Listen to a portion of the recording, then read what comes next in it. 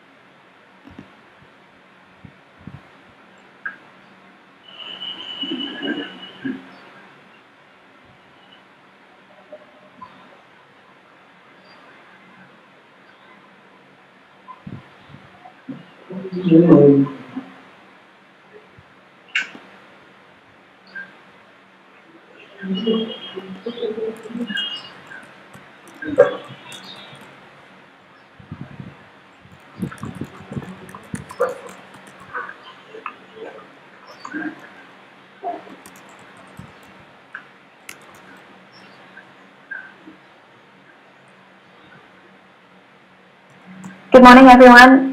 Apologies for the slight delay. We will be starting very soon, but it's great to see everyone messaging in the chat where they're from.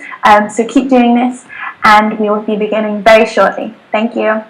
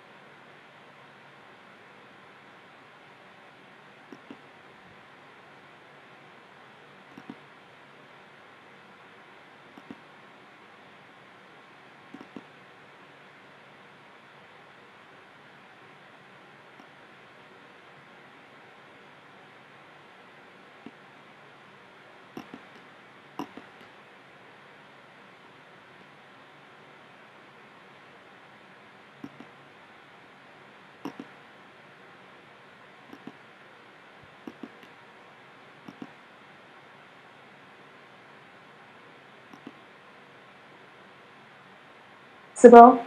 So this conference will be recorded and shared with you and the public afterwards. We've also engaged the Singapore Association for the Deaf, SADEF, to provide a note-taking service. My colleagues will be including the link in the chat for this.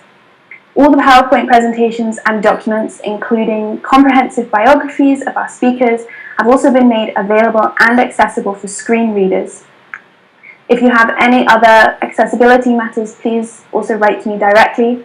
But we also believe that inclusion is a learning process, and we really appreciate your patience and your understanding for this.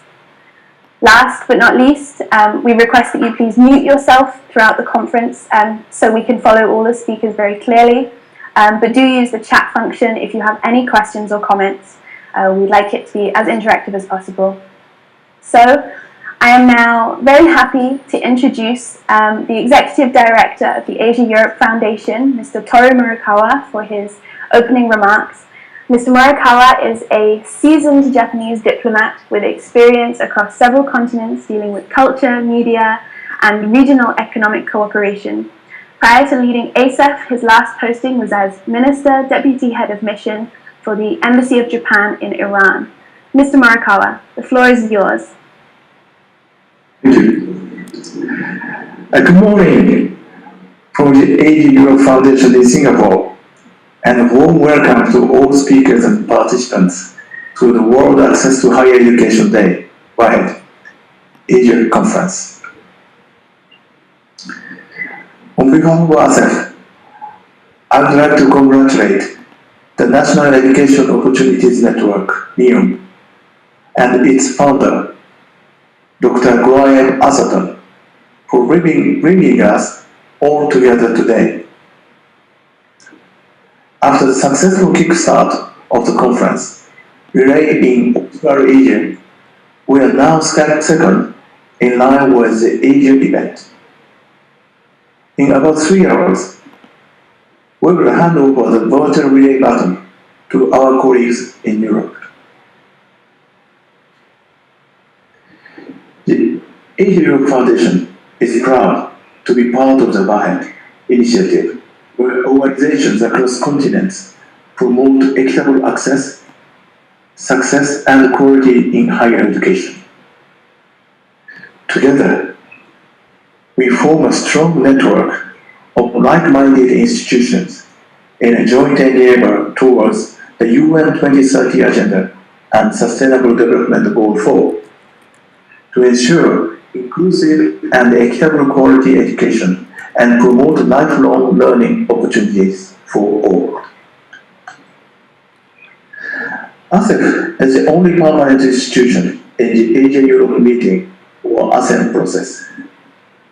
The importance of access to quality in education as a basic human right and a tool for responsible citizenship, economic prosperity, and resilience of society is clearly stated in the outcome document of the past ASEAN Summit. But how this critical commitment translated in national equity policy or regional frameworks in Asia and Europe? One parameter is the number of countries which has a national policy on equity in higher education.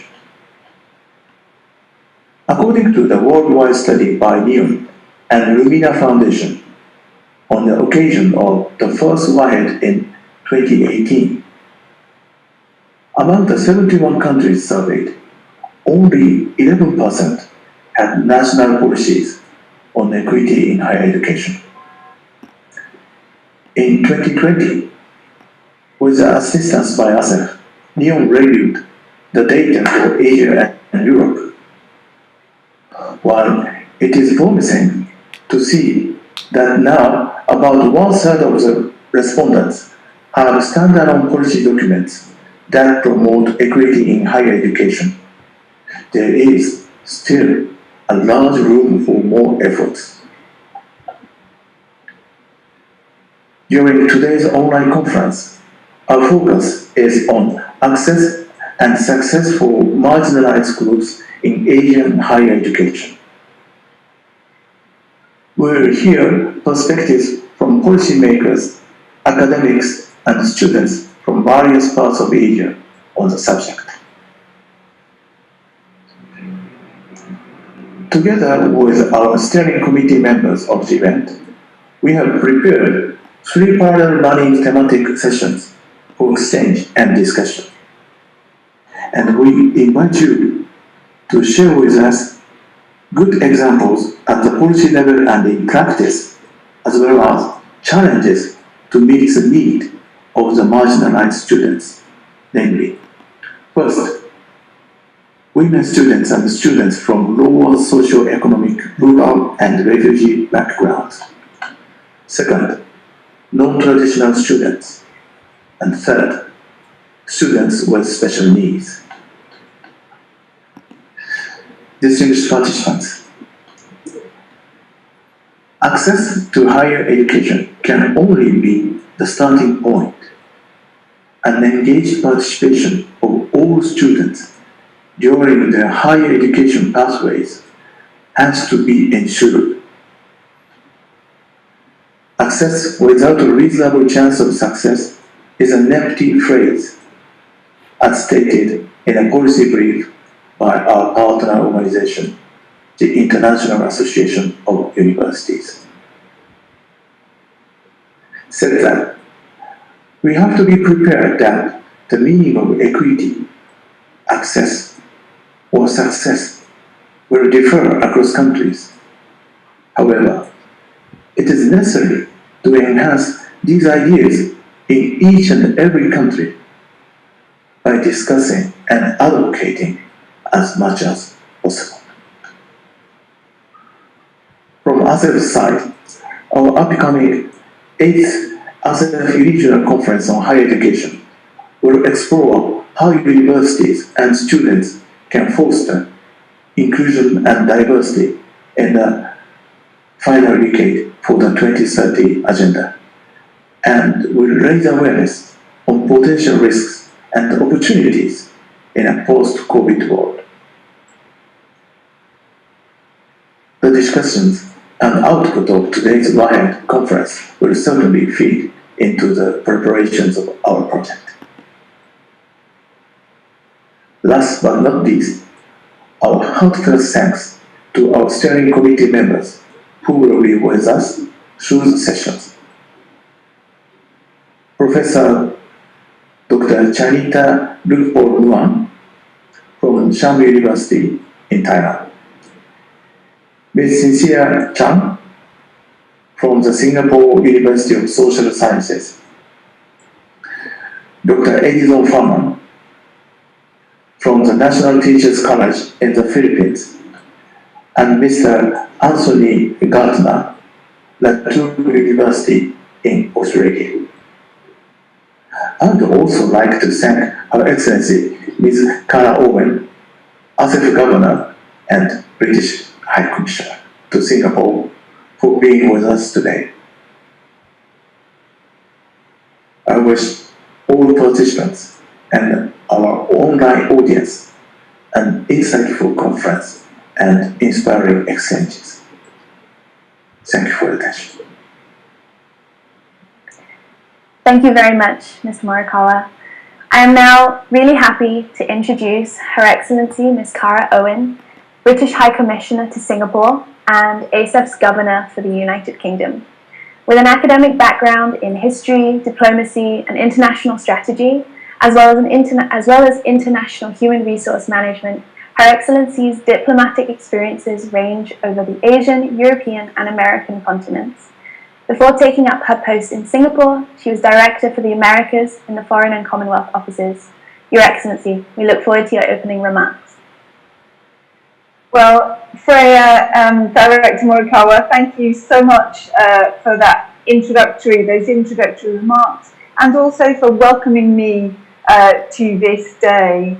I'm really impressed by Asia-Europe Foundation and the National Economic Opportunities Network for organising this event to mark the World Access to Higher Education Day.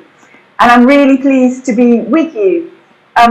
Opening up educational opportunities is a critically important subject for our world, and it's one that I care really passionately about on a personal level. You heard from the introduction that I have not only diplomacy but also HR in my background, so I spent an awful lot of time thinking about skills and learning and how that can make us all as good as we possibly can be as we chart our way in our own careers and contribute to our societies. I grew up in a poorer part of the UK, and I was really conscious that my own access to university education was much more an accident of birth than a confirmation of my own talent. In those days, in the 1980s, many people I went to school with could have had an excellent university education and subsequent professional career. But for one reason or another, be that cultural, family expectations, lack of resources, lack of encouragement, possibly discriminatory admission systems, they just didn't. I did, but they didn't. The UK and their families probably lost out on a level of enhanced productivity and resources as a result of that. Our Prime Minister Boris Johnson cares deeply about access to education. He talks passionately about the fact that were we to ensure that all girls in the world have 12 years of quality education, this would be the single biggest contribution we could make towards reducing poverty, reducing child marriage, reducing conflict, reducing health problems, and reducing other social ills. 131 million girls around the world still lack this access. And that was why the UK announced in 2019 an extra £515 million of new funding to get 12 million more girls in school. This isn't just a gender issue, but quoting those statistics just helps us understand how unequal access to education can still be in our world. The transformative power of education can be seen everywhere. The first Prime Minister to Singapore, Mr. Lee Kuan Yew, was famously committed to education as one of the 3 drivers of Singapore's remarkable development. He's been proven absolutely right on that score.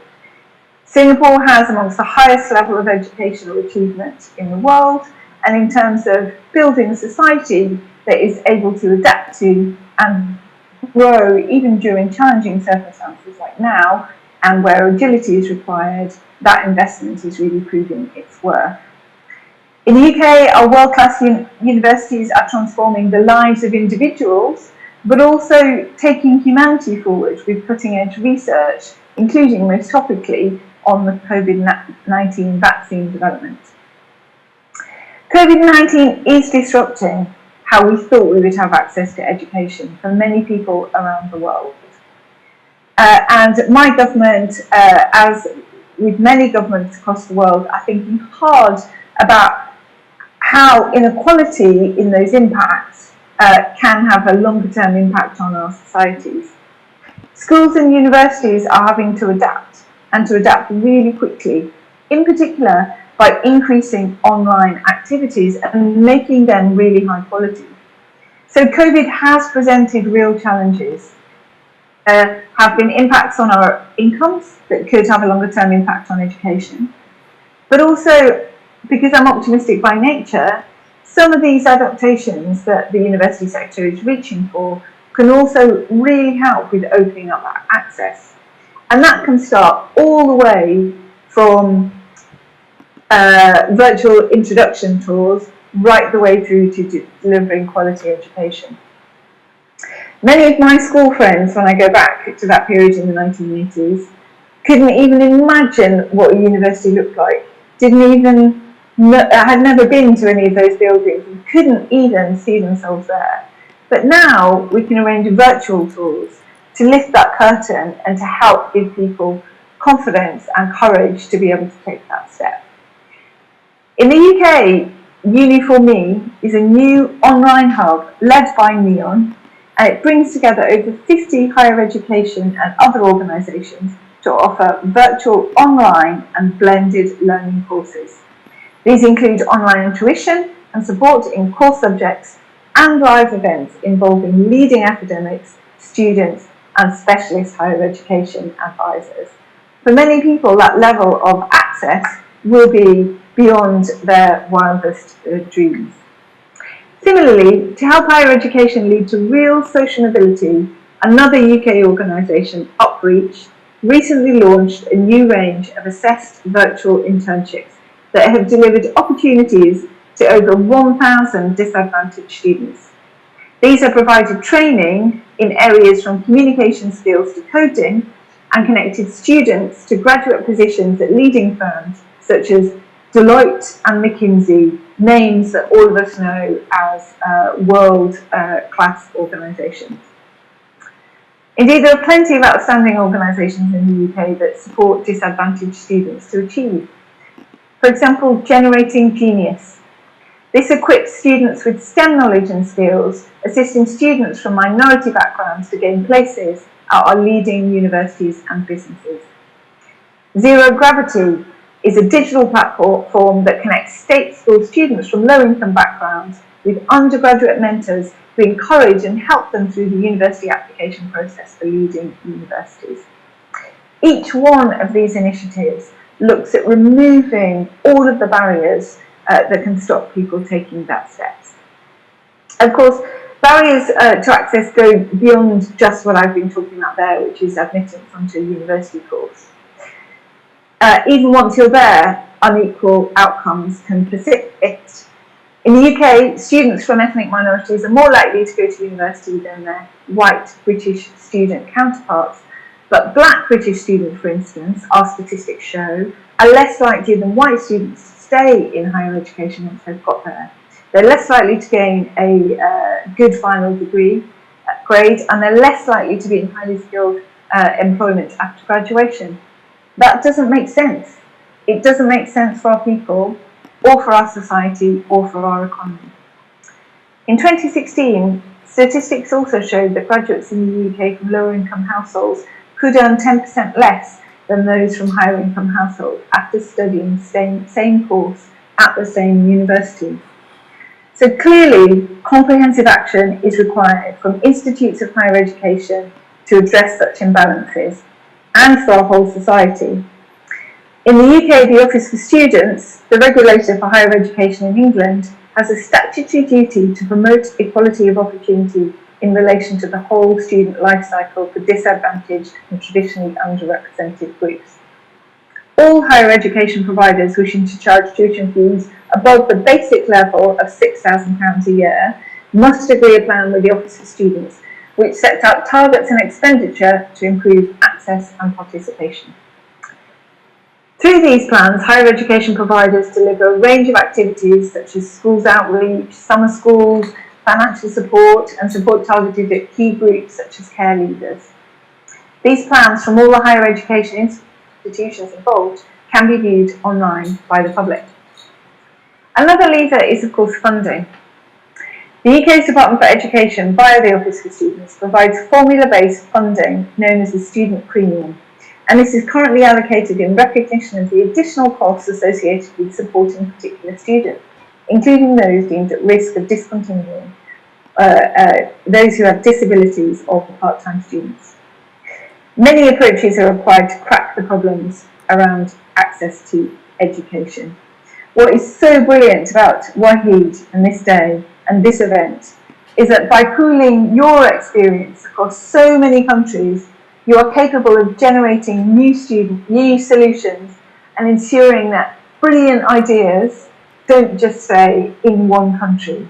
We all have need of cracking this problem.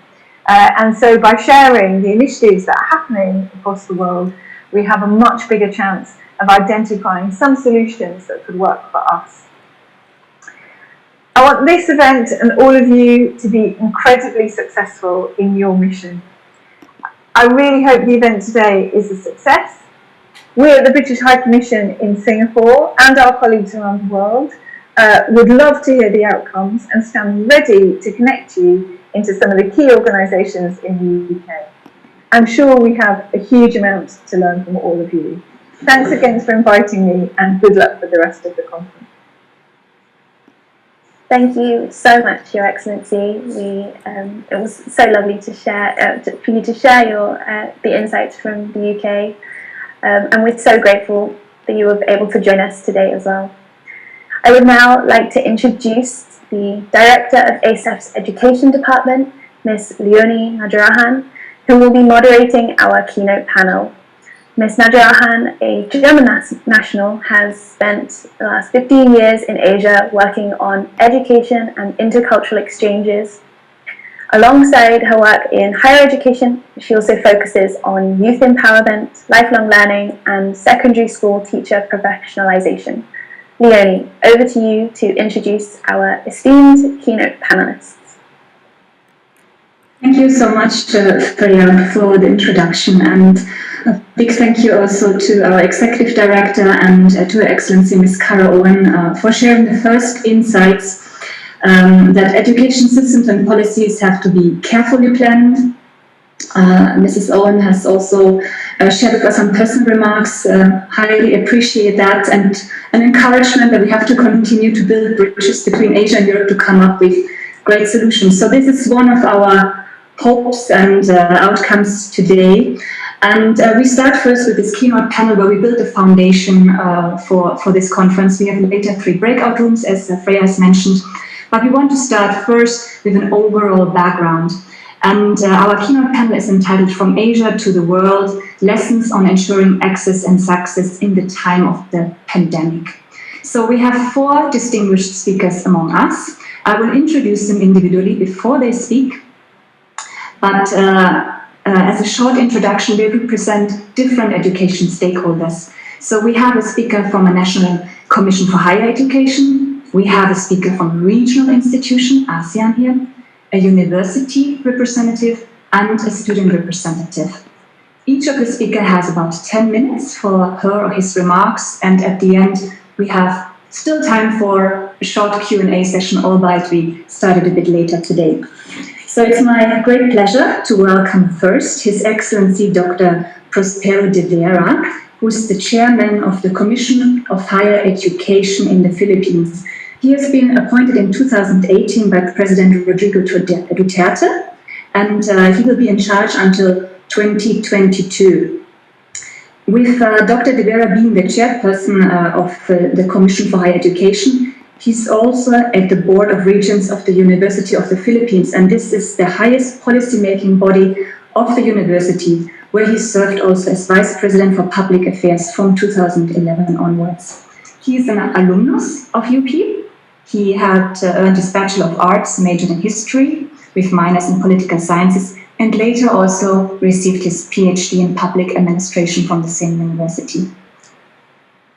Chairman, I hand over the floor to you. It's a pleasure to welcome you. Thank you so much for being with us today. Thank you very much to Mr. Morikawa Toru of the Asia-Europe Foundation, Her Excellency Cara Owen, the British High Commissioner in Singapore, my co-panelists for this morning, and all those who are online for this program. Good morning to everyone. I'm going to present a short presentation on how the Philippine government has responded to the COVID-19 pandemic and the different things that the Commission on Higher Education has done since March. So I think I have screen shared already. Next slide, please. Okay, I entitled my presentation, The Bayanihan Spirit. In Filipino, bayanihan is a term that means cooperation among Filipinos, communal and civic activity, and in the modern times, the spirit of teamwork. The bayanihan spirit is the spirit that we harnessed in addressing the impact of COVID-19 on the higher education system in the Philippines. So how did the Philippines respond to COVID-19? At the national level, the Interagency Task Force on Emerging Communicable Diseases was the anchor for different government agencies to respond to COVID-19. While it is true that at the start, COVID-19 was seen as a health problem, what we did in the Philippines was to expand the membership of the IATF, realizing that the cross-cutting impact of COVID-19 cut across all key departments of government. And so the IATF was expanded from essentially a health, trade, and disaster agency membership to include all other members of the cabinet, including the Commission on Higher Education. And so the IATF has functioned until now as the interagency body that determines national government policies with respect to the COVID-19 pandemic. And we decide all matters by letting the different departments, the different secretaries bring in their agency perspectives, and considering also the agency perspectives of the other offices of government. So it is the IATF that determines the quarantine classification of the different geographic areas, and the decisions of the IATF are brought to President Rodrigo Roa Duterte for approval. So that is the mechanism at the national level to respond to COVID-19. On the part of the Commission, immediately upon the imposition of a national quarantine system for COVID-19, we organized all public and private higher education institutions on the ground. The approach was to act as fast as possible using the whole of nation approach through the IATF, but depend and mobilize universities and colleges on the ground because they knew what was happening in their respective jurisdictions together with local governments. So all key decisions of the Commission and all key decisions of the IATF had inputs coming from universities and colleges all over the country. In March, I issued several CHED guidelines or advisories, and we adopted a flexible learning policy as far as higher education is concerned. We instructed all higher education institutions to adopt flexible learning systems appropriate to their localities in order to continue learning and complete the semester. Next. What is flexible learning as far as the Philippines is concerned?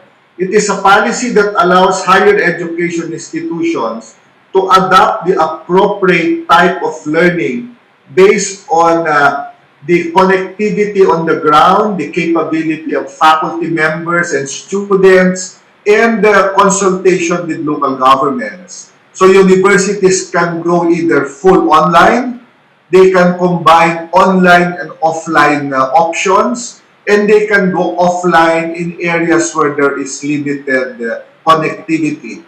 This flexible learning policy was adopted by the IATF in May and continues to be the higher education policy as far as all public and private universities are concerned.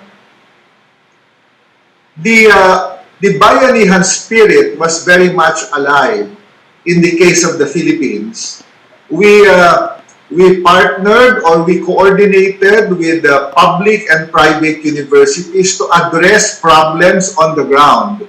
For example, with private universities, we worked so that they could extend the collection of fees from their students, which was impacted by COVID-19 restrictions. We worked with state universities and colleges and local governments to convert some of their facilities to become quarantine areas or isolation units of local governments. We prepared guidelines to look into the possibility of holding limited face-to-face classes in January or the second semester as the health situation improves. We are working with universities to prototype retrofitted classrooms for the possibility of holding limited face-to-face classes. And we have been able to resume some face-to-face learning for interns and residents of medical programs in hospitals that are facing or that are serving as COVID centers. The one thing that we learned or that we were surprised when COVID struck was the capability of our state universities and colleges to produce face masks, face shields, disinfectants, and other COVID-19 related products. They started producing this in March. We are providing additional funding for state universities to continue producing this, but not anymore for frontliners, not anymore for local governments, but for their own students and faculty. Our Bayanihan spirit was also in full display when we put an online website or an online portal where we can put quality materials that students and faculty can use. So many top private and public universities gave their materials for free. This will allow higher education institutions, as they adjust to flexible learning, to have access to good materials that they can use. And our telephone companies, our telcos, partnered with us to give free access to students to all of these materials. We embarked on a massive teacher training program, training about 189,000 faculty members in public and private universities, either through funding coming from the Commission to top universities who will do this, or working with universities that are giving this for free. So we understand, or we know, that the shift to flexible learning requires faculty members who have the capability to use technology, the capability to be able to shift their curriculum, and we trained most of them, and the training is continuing moving forward.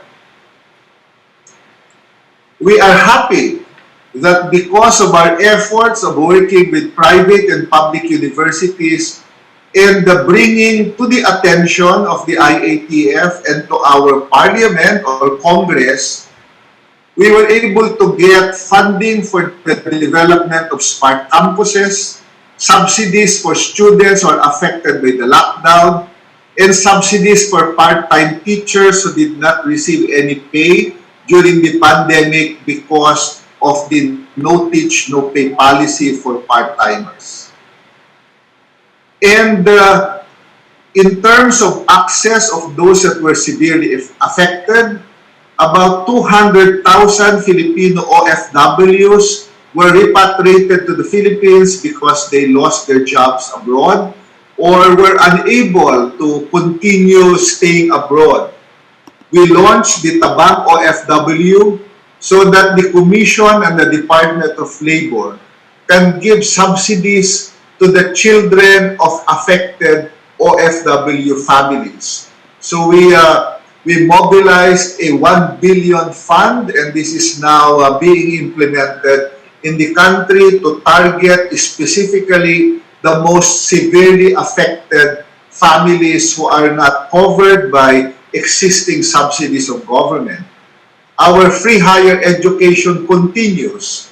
1.3 million students in more than 200 public universities are no longer paying tuition and miscellaneous fees, and another 500,000 are getting subsidies through grants and financial assistance. So a total of about 1.8 million young Filipinos are getting financial subsidy from the national government as of the current school year.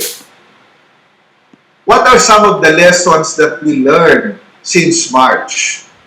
We learned that the Commission can be nimble and responsive only because of the whole of nation approach through the IATF. And because we are working with higher education institutions and local governments on the ground, the success in addressing the impact of COVID-19 is made possible by the bayanihan spirit. All national government agencies working together through the IATF and constant communication and discussion with universities and local governments on the ground. We also realize that during the times of disaster, the brilliance of our higher education institutions are brought to fore, not only in producing COVID-19 products, but in adjusting as fast as possible to flexible learning. We recognize that there are some obstacles that cannot be solved overnight, like the issue of connectivity, but we also know that the Commission and higher education institutions have the capacity to adapt and be imaginative so that learning will continue. We understand that the digital divide exacerbates difficulties in adjusting to flexible learning. But we also know that innovations and adjustments will emerge while we continue to address the digital divide situation. We know that there are problems that can't be addressed by government, like the financial impact of COVID-19 on private universities. We are saddened that some small private universities have decided not to open this school year because the enrollment figures have really gone down. And we are concerned with the access of students to higher education if private universities stop operations. What we are doing and will continue to do is that the national government must work with private universities to get any form of amelioration and work on long-time solutions. What are other lessons learned? We now realize, and this is a fact for Philippine higher education, that from now on, flexible learning will be the norm. The old paradigm of face-to-face versus online learning will disappear, and in its place will be a flexible system where learning will move across several options, not only through a student's life, but beyond a student's university years. For academic matters, we are now seeing, and we will continue to see, that teachers must realize that the old norms are gone and they must adjust to new standards. And the Commission is committed to addressing or to helping develop new standards and to help teachers adjust to this. For example, there is a requirement for openness to engage and spend time with students, to spend more time with students, and use new technologies that will make conversations better and deeper. So the old tradition of a teacher lecturing in a classroom will be a thing of the past. In its place will be a combination of some face-to-face, some online asynchronous, and some online synchronous learning. And this will require a major shift in the way faculty members handle their classes. So this will require openness on the part of faculty members to spend more time with their students and maximize the use of technology to deepen and improve the conversation between students and faculty. There is also a recognition among higher education institutions in the Philippines for a constant modification of the syllabus and methodologies that will be used not just in teaching but also in research and extension activities. there will be a transition from the traditional exam-based system that depends on knowledge creation to group work and project or task-based system. And finally, textbooks will no longer be the sole source of information in a flexible learning regime. So together, in the bayanihan spirit, the Commission will continue to link up with higher education institutions to move forward under a new flexible learning environment. Thank you very much and good morning. Thank you very much, His Excellency, for sharing with us this Bayanihan spirit. It was a very informative presentation, and we learned that 4 things are important to move forward. You mentioned mobilization and the interagency task force. You mentioned the importance of organization on the ground, and you have the backing from the higher education institutions. You mentioned adoption, and you mentioned the partnerships. For example, business which need to be engaged to move forward. I have to say, I personally liked very much that you highlighted that we need considerate and compassionate ways to help with access and success in these times. Thank you. Our next speaker is a friend of the Asia-Europe Foundation for quite some time. Her name is Dr. Chantavit Suchatanand, and she comes from the Senior WAHED organization, where she is the director. Her organization has an incredibly long name, so let me, however, emphasize it. It's the Southeast Asian Ministers of Education Organization, the Regional Center for Higher Education and Development. As I said, in short, Senior WAHED. Thank you, Chantavit, for being with us today. Chantavit has been earlier Deputy Director for Administration and Communication at the Senior Secretariat from 2004 and 2007. She has also worked as Deputy Secretary General for the Office of the Higher Education Commission, WAHED, in Thailand. And yeah, you have almost 2 decades of service in WAHED. So you are really an expert of regional cooperation. In this context, we have also worked with Chantavit before. Your background is, in fact, in linguistics, and you have a PhD in education administration. Very happy to have you here with us, Chantavit. You have about 10 minutes for your presentation, and you will share from a regional perspective how we can support access and success for marginalized students and learners here in Asia, in Southeast Asia in particular. Thank you. The floor is yours, Chantavit. Thank you very much, Leonie. Good morning, friends and colleagues and distinguished speakers for this particular conference.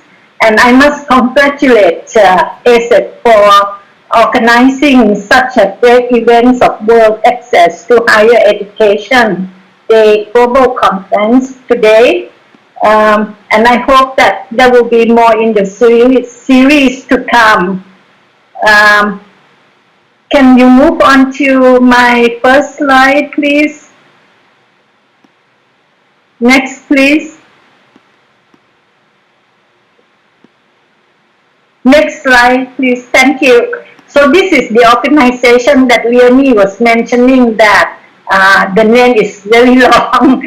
Actually, it's a regional international organization responsible for education, science, and culture, and it has extended arms called regional centers. We have 26 centers around the region in different countries, member countries of Southeast Asia.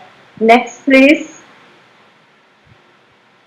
About us, about Senior WAHED, we have been established since 1959 and become re-established to become part of Senior in 1993 up until present days.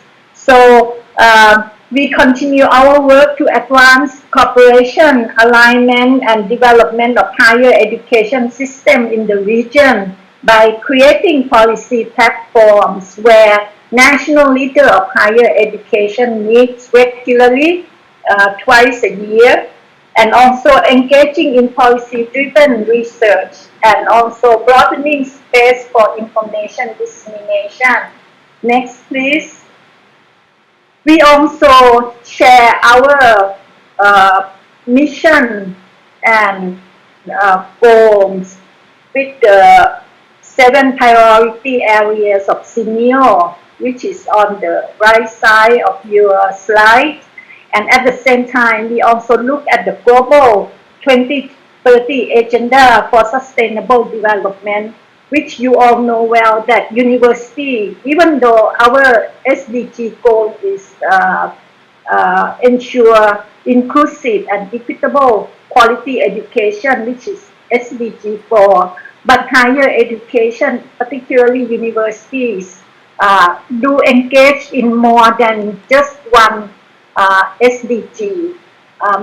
Environment, poverty, many other things that university has been engaging in. So we are also taking into consideration this matter when we plan and work together with the national leaders of higher education in Southeast Asia. Next, please. Actually, for WAHED, we focus for this 5-year plan, development plan, on harmonization of higher education in Southeast Asia in particular, because we want to work in coherence with ASEAN community by bringing higher education together on the same platform and moving forward as a region. So it's not really an institution based or one nation or the other, but we work together under senior WAHED. We also focus on research, which already has been talking about. We also organize biannually research symposium, which took place last year. So we hope to be planning for another one next year. We are also trying very hard to invest in data of higher education for Southeast Asia, especially with the rapid social and digital transformation have accelerated the need for higher education data and statistics. So we are actively pursuing ways to better keep the region and the world informed with up-to-date information and data on development of Southeast Asian higher education. But in trying to move as a region, next slide please, considering the diverse community of Southeast Asia, it has been a bit difficult and time-consuming a little bit, because considering cultural differences, languages, demographic, or even religion, socio-economic achievement, and also education, of course. If you look at the statistics that follow in the next slide, talking about population first, you see that there's a country with population less than 1 million, and also a country arranged to a country with 273 million population. So this is really a background that is a bit difficult to try to synergize and get things going together as a region, because for senior WAHED, we are not really focused on any one particular country or university. We try our best to move together to have consensus from the national representatives of higher education in the member countries to agree on, selecting specific policy that they can work together well. So the region's population actually for Southeast Asia is like 8.5% of the total world population. Not that much, not that big. However, out of this it's 671 million people in this region, and 50% of this population are urban. They live in the urban area. So another half in the rural area and engaging pretty much in agricultural undertaking. And the median average out in Southeast Asia is 30.2 years old. So very young population actually. However, shifting demographics is taking place. So we will see rapidly aging society in our region. Particularly, Singapore will be population 26.6% of population over 65 in Singapore by 2035, and following closely by Thailand with 22.8%. So that has strong implication for higher education, because we will not be catering to just youth anymore, but our client could be also aging group of citizens as well.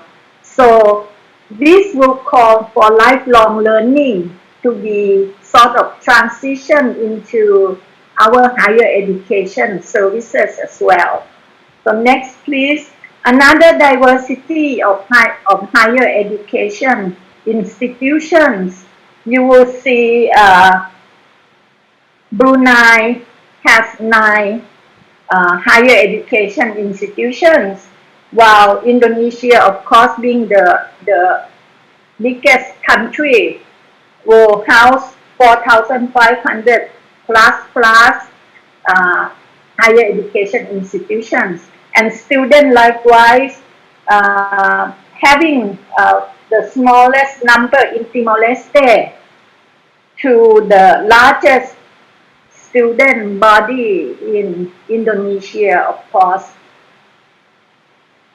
So altogether we have 15 million students enrolling in the universities in the region, in 7,000 universities in the region.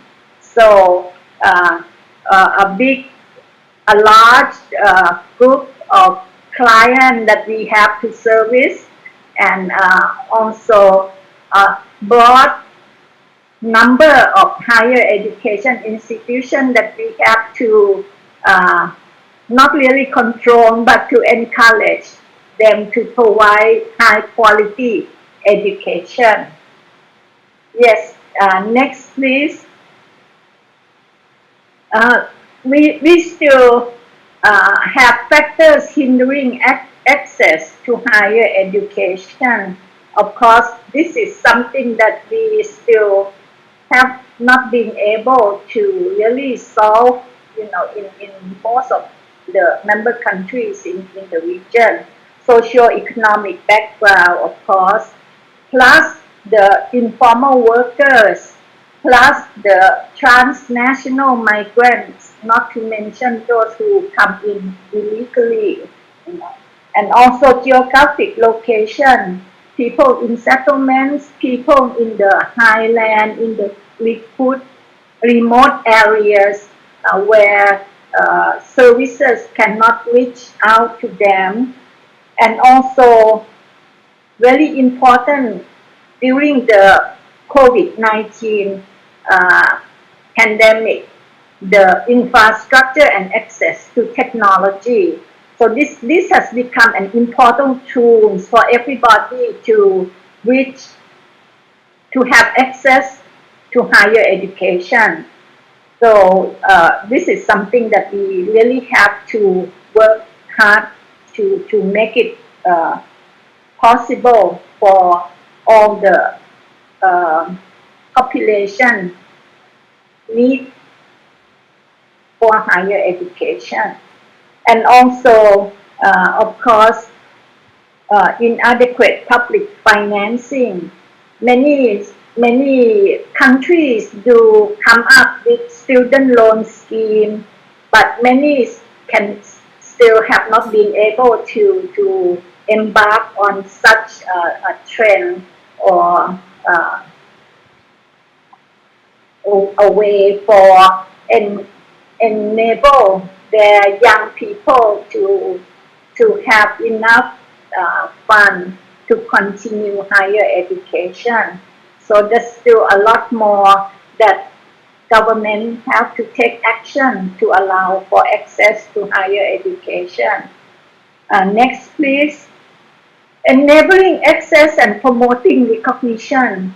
As we are a regional body, we are trying to move the higher education in the region as one cluster to work together. We want recognition to be adopted, although led by UNESCO, but country-wise are ratifying such a recognition scheme, and Senior WAHED also try to facilitate to make it happen as well. So in Southeast Asia, actually strategies in increasing access have been revolved around the promotion of quality that comes first, especially quality for private higher education, and promotion of quality for online and distance education, as well as providing scholarship in different ways, scholarship for the needy, scholarship for area that are most needed by the country for development. And also, we need to diversify learning experience for our learners. And if we can quote the UN Secretary General Antonio Guterres, new thinking is needed to better address deep gender gaps in access to digital technologies, seek out networks of the increasingly active elderly population, and support young people facing a rapidly transforming labor market. So many critical issues waiting for us to tackle. Next, may I also bring up a flagship program. Next slide, please. Of Senior WAHED trying to move as a region. We have the AIMS program where we engage the government in the process. At the same time, selected university to join this particular program, so that the exchange is not just university to university, but as a region. So we cluster them into different discipline areas. So when there are mobility by moving around within that cluster. So some cluster we have 5 countries. In some cluster we may have like 9 countries. So depending on the interest and capacity of the university participating in the program. Right now, up until before the COVID, we have approximately 5,000 students, already on physical mobility under this particular program by Senior WAHED, which has been running for the past 10 years. We just celebrated our 10th anniversary last year before facing with the COVID. Next, please. So So as AIMS is our flagship initiative to support the mobility of students and enhance cooperation in higher education among countries in Asia, we are trying to expand beyond Southeast Asia by including East Asia into the group. Due to the COVID-19, participating universities have faced difficulties as physical mobility have been restricted and delivery has gone online. So many practices of hybrid teaching and learning are taking place. We are taking stock of all this information, and we hope to be able to put them on online for access by all the higher education community. Senior WAHED encouraging development of virtual mobility also. How can we expand? Because with physical mobility, you can, well, you can support only certain number of students.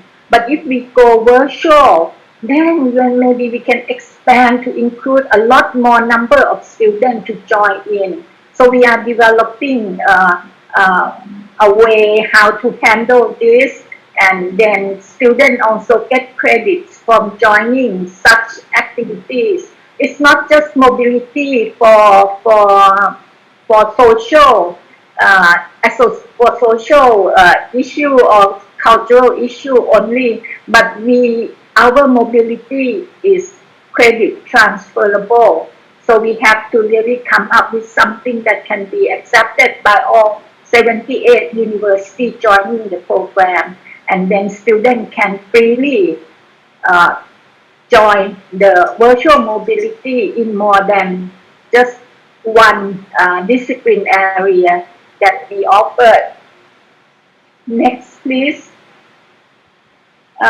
This will be my last concluding message. In addition to social issues that we are concerned about physical mobility versus virtual mobility, how can students learning the academic matters and at the same time experiencing social and cultural elements offered by the host university as well. So this is something that we have to work on. As you know that we move on as a region, so doesn't mean that we ignore individual university. I think individual university are doing a lot already on their own initiatives, and they come up with so many innovations and all that. But there are many networks of university handling that. So what Senior WAHED is trying to do is to engage the government into the group of the university, working on development of quality. So moving on for recognition, and also possibly social cultural elements get integrated into the experience of mobility process as well. So I think that higher education process will be ever evolving from now on. It will not be the same again. And with that, university education will become a hybrid type, maybe classroom learning, online learning, and at the same time, it can be lifelong learning as well. Credit banking will come into play more from now on. So as we know that today's increasingly digital economies and society, the sharing of good practices and innovative approaches to widen access and equity in higher education and also address new digital learning and teaching become a very crucial issue now. Regional cohesiveness and working together with stakeholders is also increasingly important to continue to develop quality and lifelong learning and achieve an open space in higher education for the region. So this synergy is going to be a very powerful tool to make it happen. So instead of trying to do the same thing by so many different stakeholders, let's do it together. So may I cross this with Henry Ford's saying, coming together like this conference is a beginning. When we attend conference, it's a beginning. But if we keeping together, it's a progress. If you connect with somebody during the conference and do something together, it's a progress.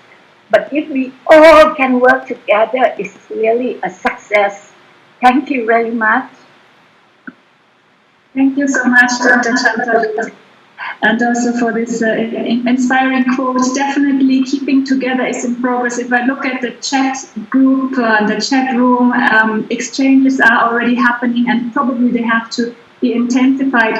I look a little bit at the time. We are running slightly late, so we probably have to skip the Q&A session at the end. But if there are questions and comments, please post them on the chat. You have seen my colleagues from ACEF have responded. Some of the speakers in the breakout rooms are also already engaged. While listening carefully to our speakers, use this platform also for engagement. Chantal, it was a pleasure to also get this regional overview. You highlighted two very important points to move forward, investing in data and policy-driven research. And this is what we also need, what Senior WAHED is doing to help us develop good policies for access and success. Our next speaker is also a friend of ASAP. We got to know him during our last ASAP Rectors Conference and Students Forum in Romania. He comes from Kazakhstan, and his name is Parkat Yusupianov. Parkat, you are the president of an organization called JIGA, which is a youth organization of persons with disabilities. And you have a very strong background in the non-profit sector. Over 15 years you have been an advocate, you have lobbied for capacity building programs for youth with disabilities. You have a background in development policies and practices from the Graduate Institute of Geneva, a Master of Public Administration from the School of Public and Environmental Affairs at Indiana University. Yeah, and with JIGA, you really show the way. You're really inspiring and help your colleagues, your peers in Kazakhstan, but also your Asia Europe peers, how we can collaborate.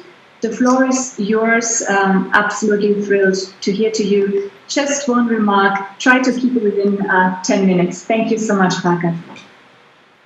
Thank you so much, distinguished Murakawa-san, distinguished Your Excellency Kara Owen, dear Leonie and SF Secretariat, and distinguished conference participants and the guests. It's a great pleasure and honor for me to speak during this conference because this is a very important event for our continent. So my organization, if we move to the next slide, my organization actually deals with the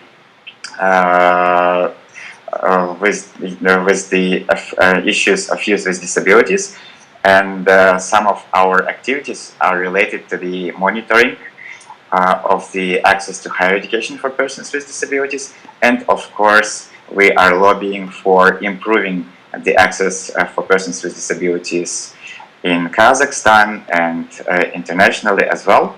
So if we talk about the situation in Kazakhstan, we have about 705,000 persons with disabilities, which comprise about 3.8% of the total population. And although during the last 10-15 years there have been a lot of changes in the area of access to higher education, more students actually could enter universities, and accessibility issues are being resolved recently. Actually, there are still issues of equitable access to information, equitable access to infrastructure, and knowledge, of course. And actually, at the end, this leads to the low competitiveness of persons with disabilities on the labor market after graduation. So if we move to slide number 3, I would say that we established a few centers, a few disability support centers in the universities in Kazakhstan, and but unfortunately, many other universities do not really provide reasonable accommodation and individual approach to persons with different types of disabilities. So, and it results in the following. If we move to the slide number 4, we can see the statistics. The statistics shows that we have about 350 students with disabilities in Kazakhstan, and if we compare it with the general number of students, then we will figure out that it's only 0.08% of the student population. At the same time, for example, in the neighboring Russia, we have about 0.2% of such students, and if we take European states, it ranges from 3 to 5%, even higher in Great Britain, and in the United States it's higher, like 6 and plus %. So the low number of students with disabilities actually shows that the higher education is not really accessible for these students, for this category of marginalized people, and it prevents them from even trying to enter the university. So if we move to the next slide, those students who are already enrolled actually are facing a lot of barriers at the moment because of the COVID-19 pandemic. While the first and foremost issue, of course, is the internet connection, but it's a systemic issue, and I hope that this issue will be solved soon, because our government takes a lot of actions to narrow this internet accessibility gap in the country. But at the same time, if we talk about the platforms, online platforms and uploaded documents, these are not really accessible for some students, or at least some of the platforms and many of the documents uploaded are not accessible for students, especially with visual disabilities. So if we talk about persons with hearing disabilities, actually I would say that in the universities we don't have hired sign language interpreters. That's why now when people are under the lockdown or quarantine, studying online, actually these people, persons with hearing disabilities, are left behind, because even if they can read the text from the instructor, they still cannot really hear what the professor is talking about, and this creates additional lagging behind the schedule. Of course, there are a lot of other issues, like incompetency of professors in the area of reasonable accommodation providing, or some of the professors who are more senior professors really do not are unwilling to study new information technologies, and actually as a result some of them do not really know that they have students with disabilities in their online classrooms. And this is another big challenge, because students now cannot really directly talk to a professor, come and ask to help in this or that situation, and to solve this or that individual problem or issue related to access to higher education.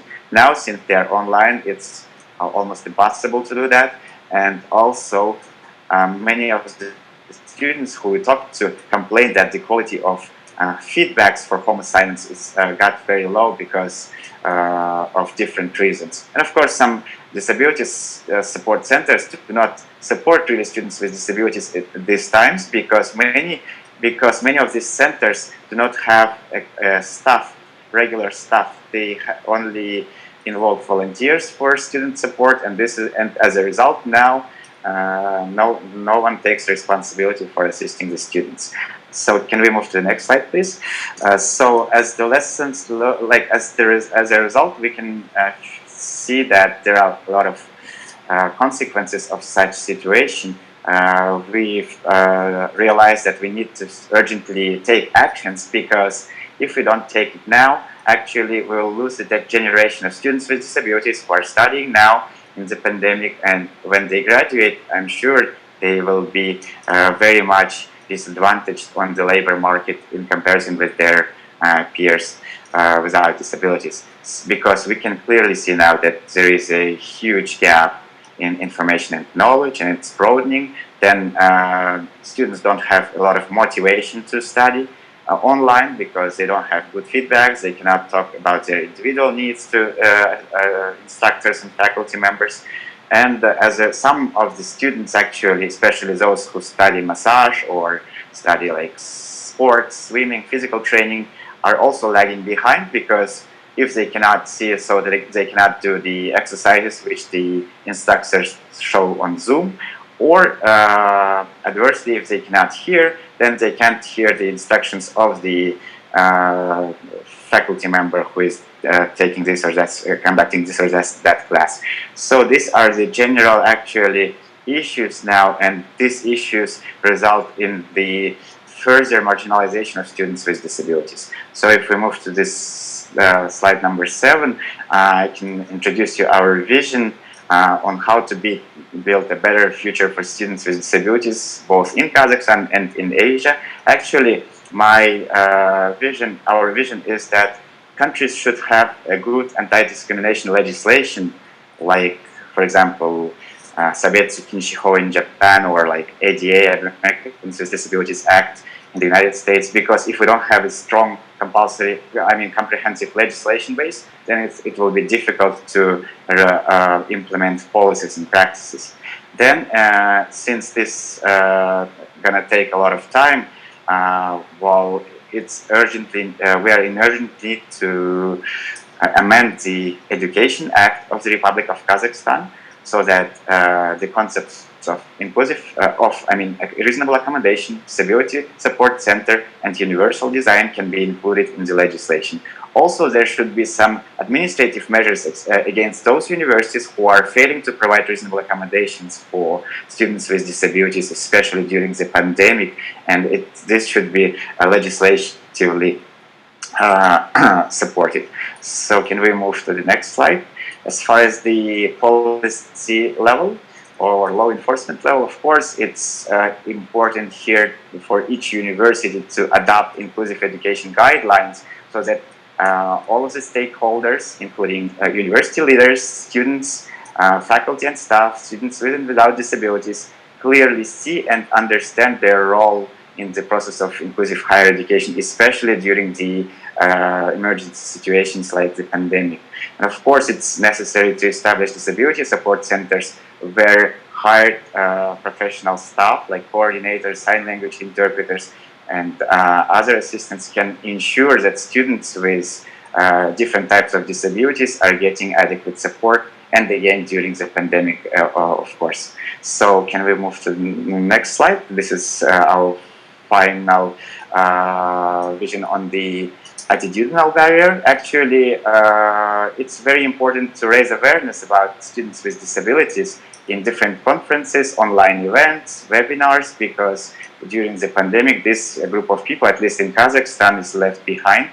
And also, faculty members should get training on how to rethink their attitude to students with disabilities, because they should realize that students with disabilities is a very important part of the university diversity, student diversity, and of course, it's a very good asset to develop and implement different types of university educational programs and services. And of course, disabled persons organizations should be actively involved in the process of assisting students with disabilities, especially during the pandemic, because disabled people's organizations know from the field on how to better serve these types of populations. So if we move to the last slide, I would like to finish with the message for you to take back home. Actually, without a comprehensive legislation, without reasonable accommodation, with a combination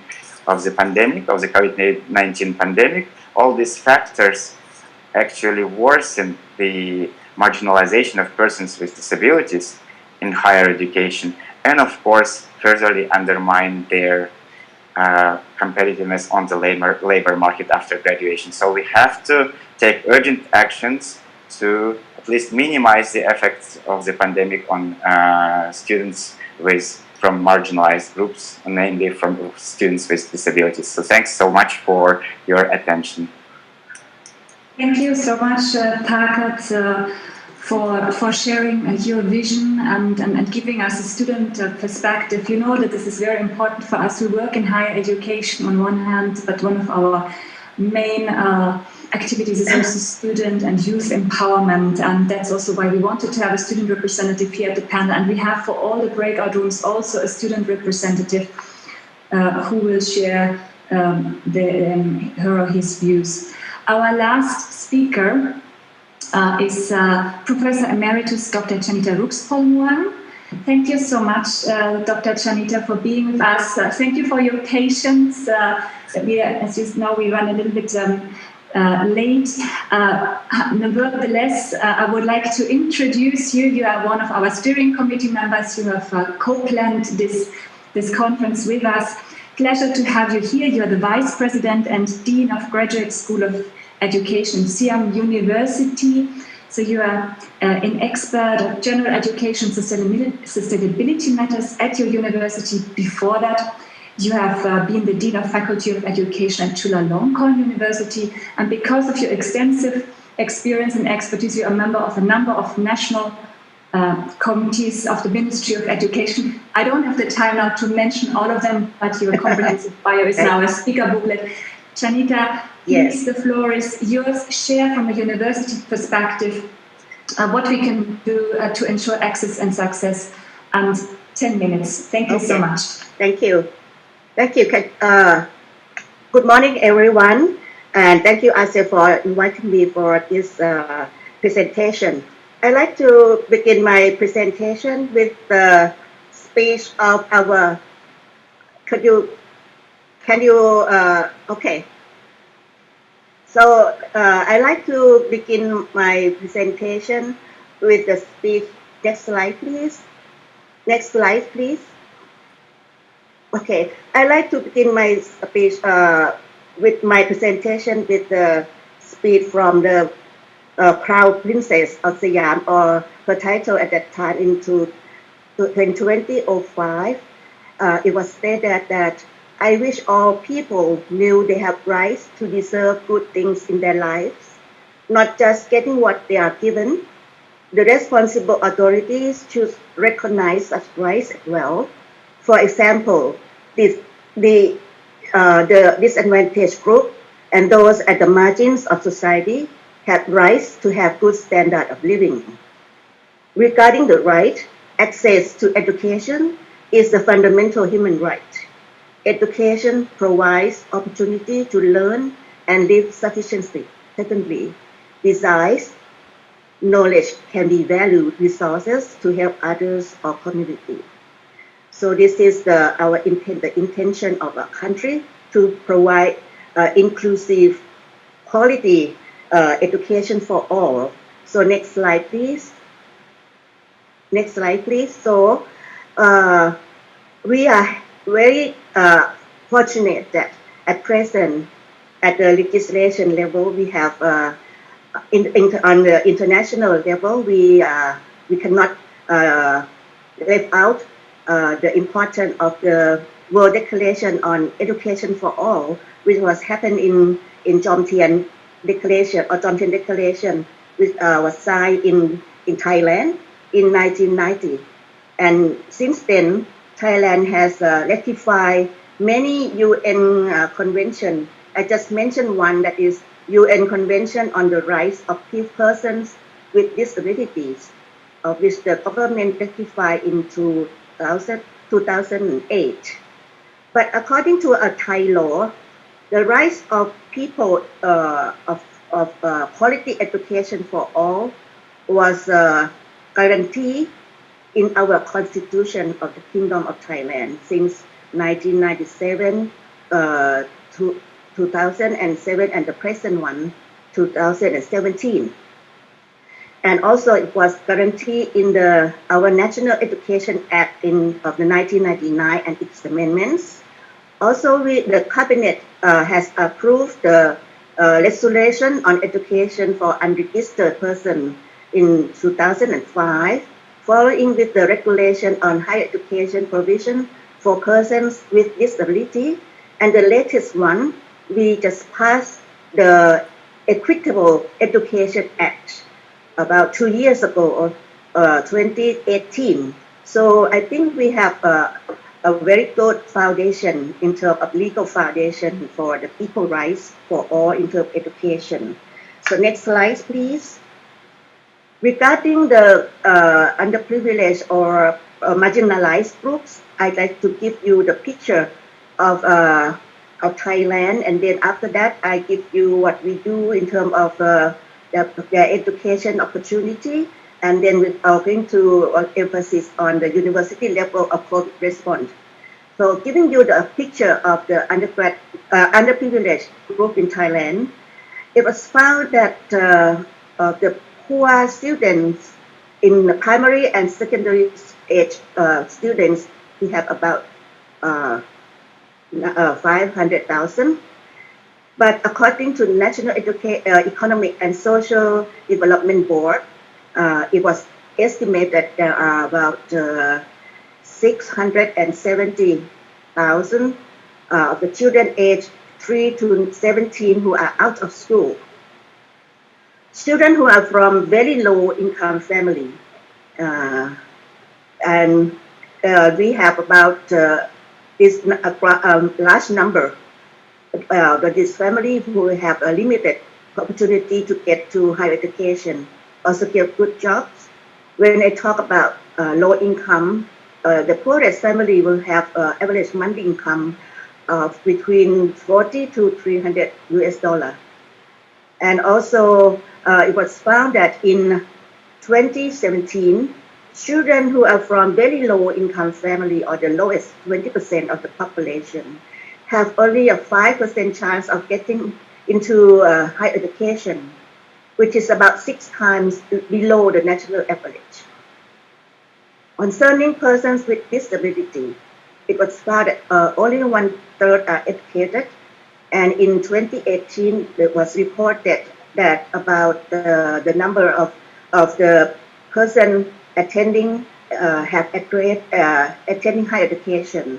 You see that most of them study in undergraduate level. As for migrant children, in 2016, it was reported about 61. It was reported that 61% are still not in school. And for other minority groups such as stateless person or the Hill tribes, most of the Hill tribes obtained Thai nationality, but still in 2016, it was estimated that about 100,000 indigenous persons remain without citizenship. So it means that they have a limited opportunity to go to school. So the next slide, please. Next slide, please. So how do they have access to education? At basic education level, the Office of the Basic Education Commission initiate inclusive school within the regular government school. We also have welfare school and special school for disability, for example, school for the blind, for example like that. And at higher education, we have a special institution that provide opportunity for the disabilities, and also provide education for those who want to work with the disabilities. At Lachak Suda College at Mahidol University, which offer both undergraduate and master degree level in, for example, master degree in education, special education for the disability offered in this college.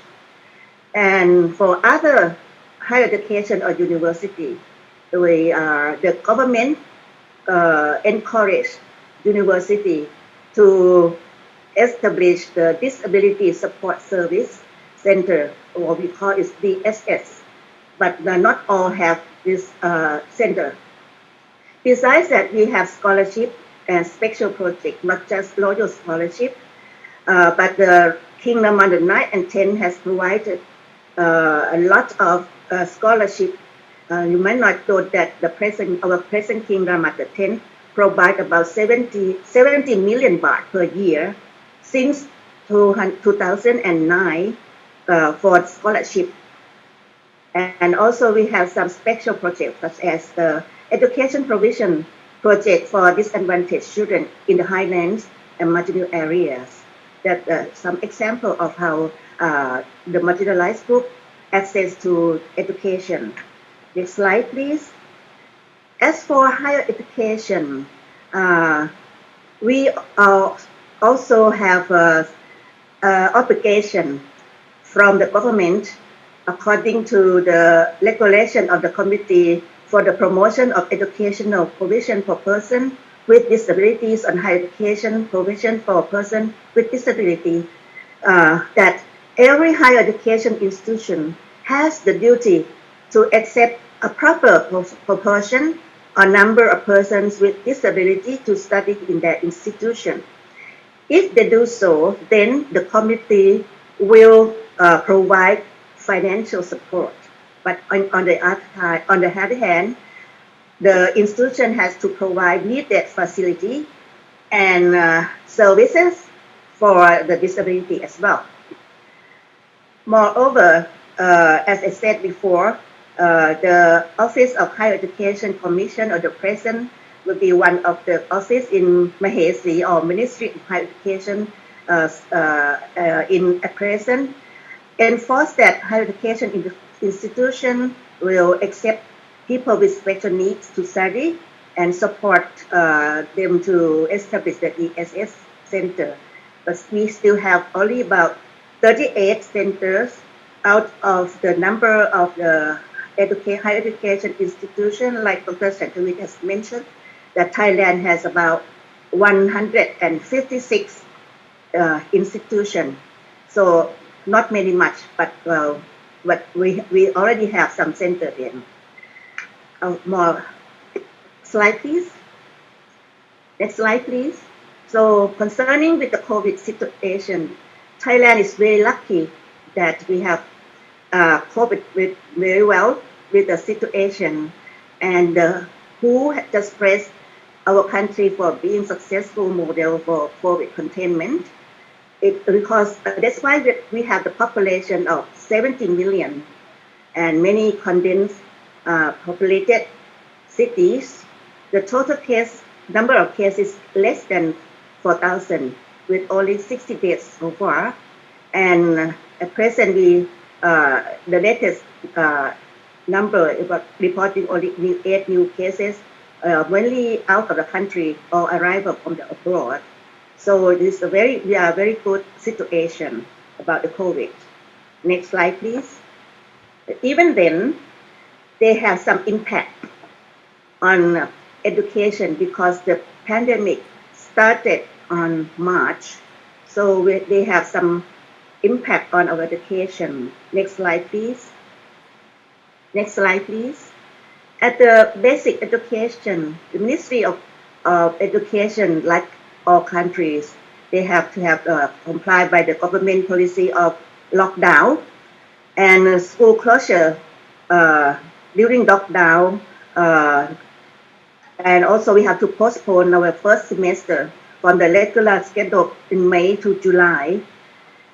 And during that time, we have to plan about the learning mode. So we have to ensure that students will continue to access quality learning effectively and efficiently during the postponement of the school reopening. So by the Ministry of Education apply distance learning television model nationwide, and we are very fortunate that we have the Royally Initiated project launched a long time ago. So we have a good foundation for the online learning. That, for example, we have the DLIT, Distance Learning Information technology initiated by Ramanan Naik in 1993. And another one is EDLTV, an e-learning system for grade 1 to 12 students for Princess Mahachapri or Crown Princess in 2006 or 7. So we have fortunate that we have a good infrastructure. But in dealing with COVID, we have to not only the infrastructure, we have to prepare the teachers. So a lot of professional training to reskill and upskill teacher, especially on the online teaching, has been initiated by the Ministry of Education. Next slide, please. Next slide, please. And at the higher education level, Ministry of Higher Education, Science, Research and Innovation, or MHSI, they have some impact as well. So we have to follow the government guideline and policy to close school, and it affects our learning time. How can we have a regulation regarding the time required for graduation. So each university has to make a good plan for that. And as many other countries, we have to change our delivery mode to be more flexible and use some hybrid as well to promote online learning, remote and blended learning. And also the ministry, considering that there will be some financial effect on the students and the families. So we grant work opportunity to students for every needed students, and each one will receive about 9,000 per month. That is a very good project.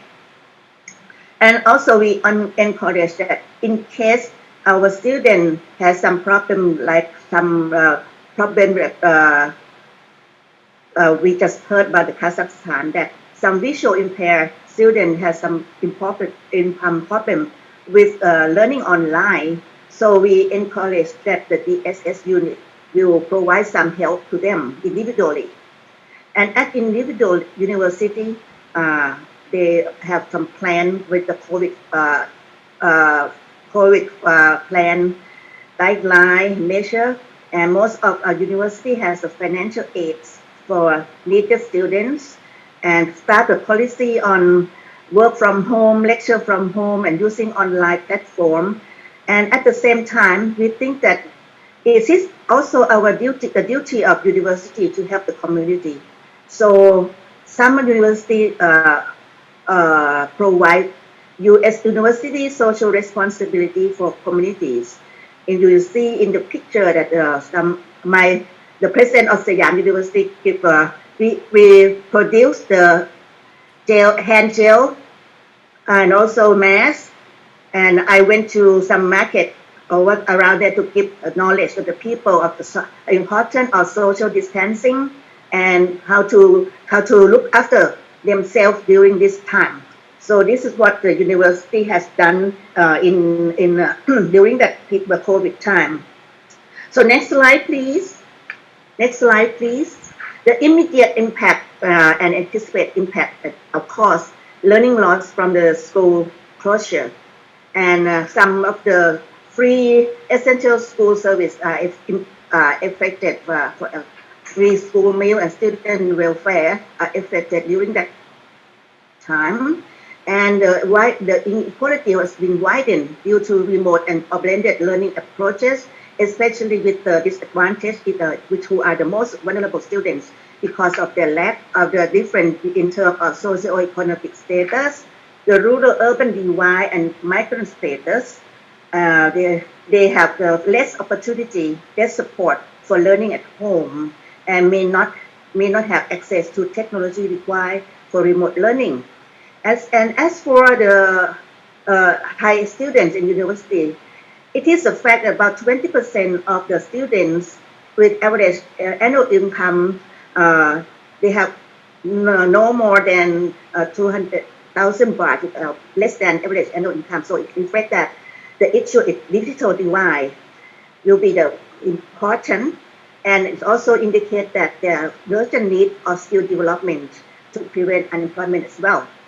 And other impact would be school dropout because of the financial problem, reduction of government spending on education, and it is difficult to maintain financial aid for scholarship and special support for needed students. Next, please. Next slide, please. Next slide, please. So, new normal is expected after the COVID-19. The world we know will not be the same. And I don't know if we like to thank COVID or not.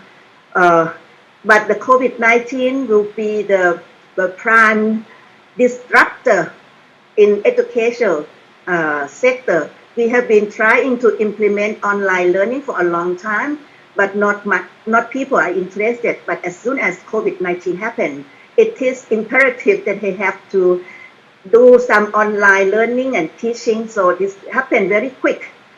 And when the school reopened, we will have preventive measures. A mask will be our part of our uniform, student uniform.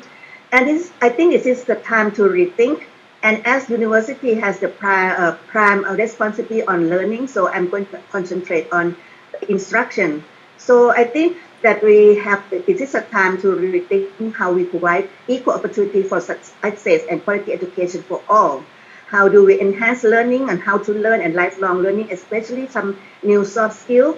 And we have to revise or redesign program because there will be interest in new discipline, in shift of interest of students, short course for innovation like online learning platform or some kind of building COVID facilities and also training program to upskill or reskill teachers, especially special education teachers and those interested to teach disadvantaged group. Next slide, please. Next slide, please. Next slide, please. So I think there will be very high demand for different mode of delivery, demanded on blended learning, both for in-person learnings and distance learning. And this is the time that the government might enhance the role of Thailand Cyber University project, which provide the Thai MOOC, Thai massive open online courses. So will be it enhance the role in providing this course. And there's still the issue about digital literacy and digital divide in terms of availability, accessibility, and affordability. And so we have to prepare and support needed for quality, accessible, and affordable infrastructure for all in the university. The university might have to invest more on online facility and expertise, but we have to think about the digital security system as well.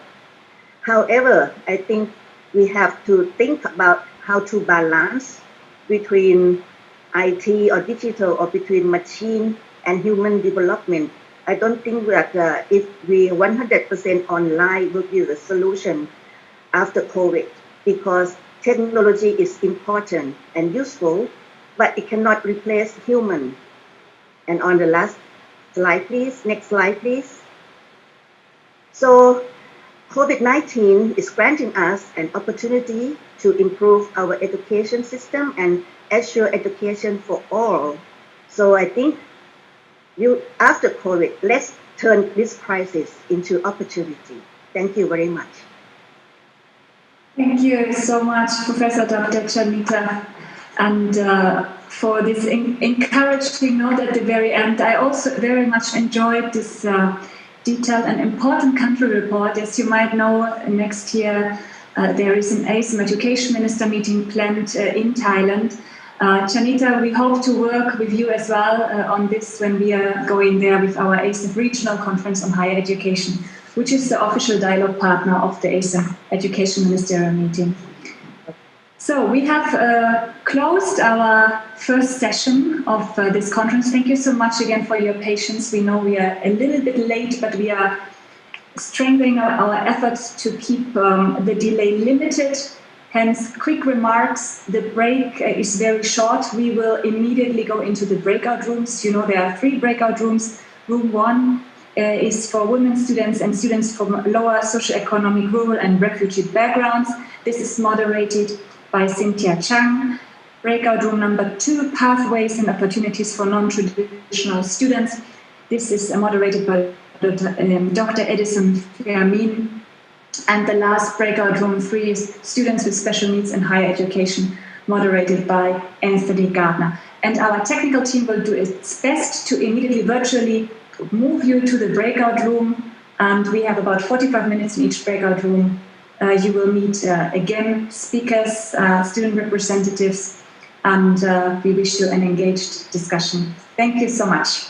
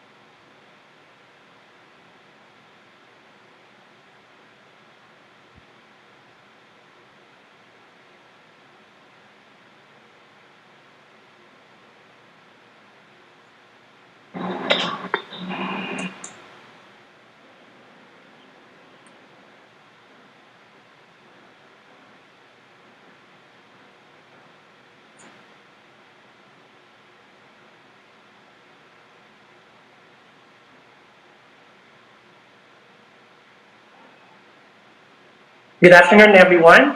Can you hear me? Rika, can you verify if you can hear my audio?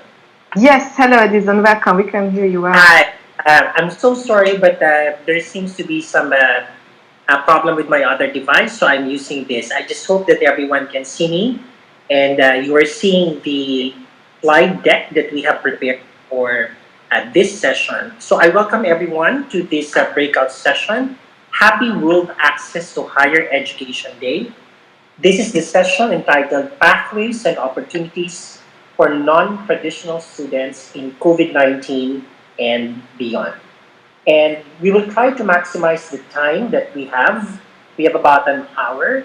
And if we could just show on screen show format our deck, that would be appreciated. Ricky, can you just do it on slideshow format?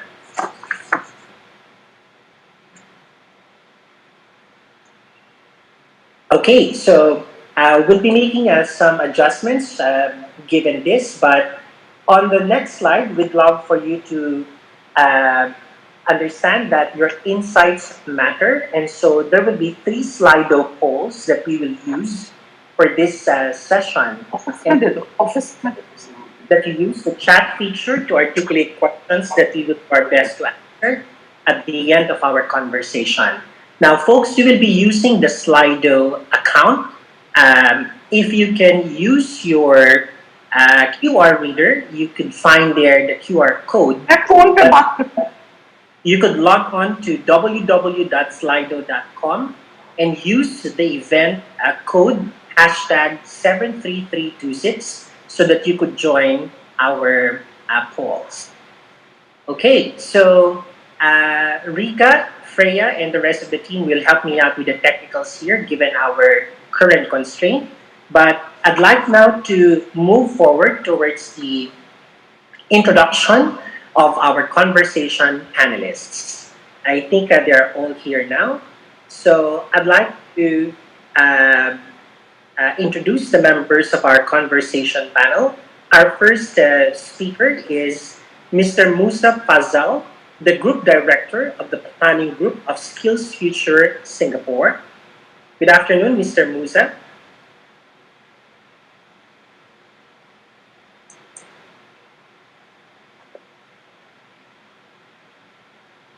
Okay, and our speaker is the principal of Lady Shri Ram College for Women, University of Delhi in India, Dr. Suman Sharma. Good afternoon, Dr. Sharma. Good afternoon. Finally, we have the Deputy Director of SDG Academy Indonesia, Tanoto Foundation Indonesia, Mr. Yosia Cornianto. Good afternoon, Yosia. Good afternoon, Mr. Ed. There you go. So I think we are all complete and we can begin our conversation. So I'd like us to begin by looking at who are our non-traditional students for whom we are thinking of provisions given the pandemic. So what I'm going to do is to activate our first poll over at slido.com. If you could just participate in this short poll, we would love for you to use a word or a phrase to identify or describe the non-traditional students. So it could be a phrase or a word that you may use to identify our non-traditional students. So take note that you could enter more than one answer. So let's give ourselves a minute or two to look at the answers of our participants. Again, over at slido.com, the event code is #73326.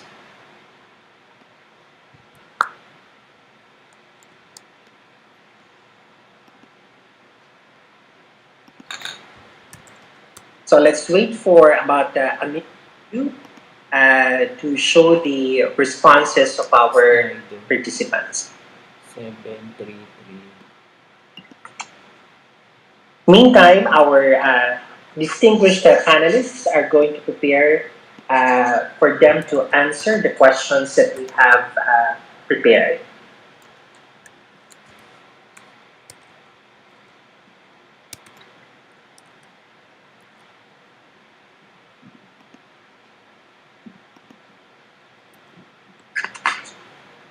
Okay, so Rika, I'll try to share with you the results over here because I cannot access it directly onto my phone, but let me see what I can do. As we are waiting for the first set of responses. So we are waiting for the responses of most of our participants, so let's just wait for that.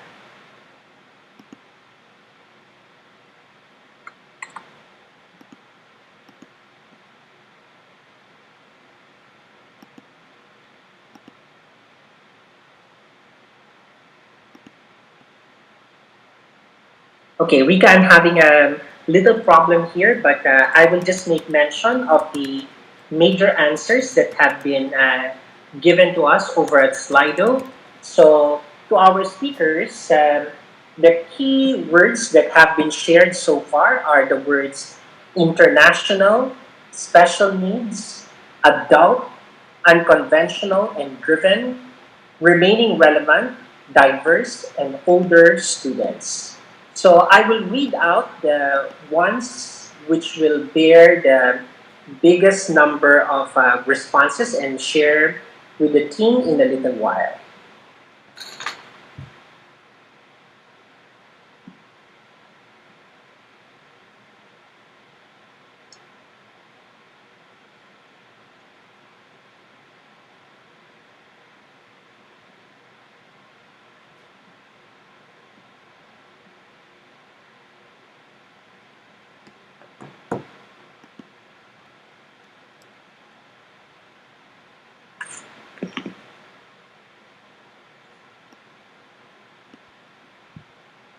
All right, so here are the responses that we got from some of our participants. So the words are access to mainstream, older students, international, special needs, unconventional and driven, and slightly older students.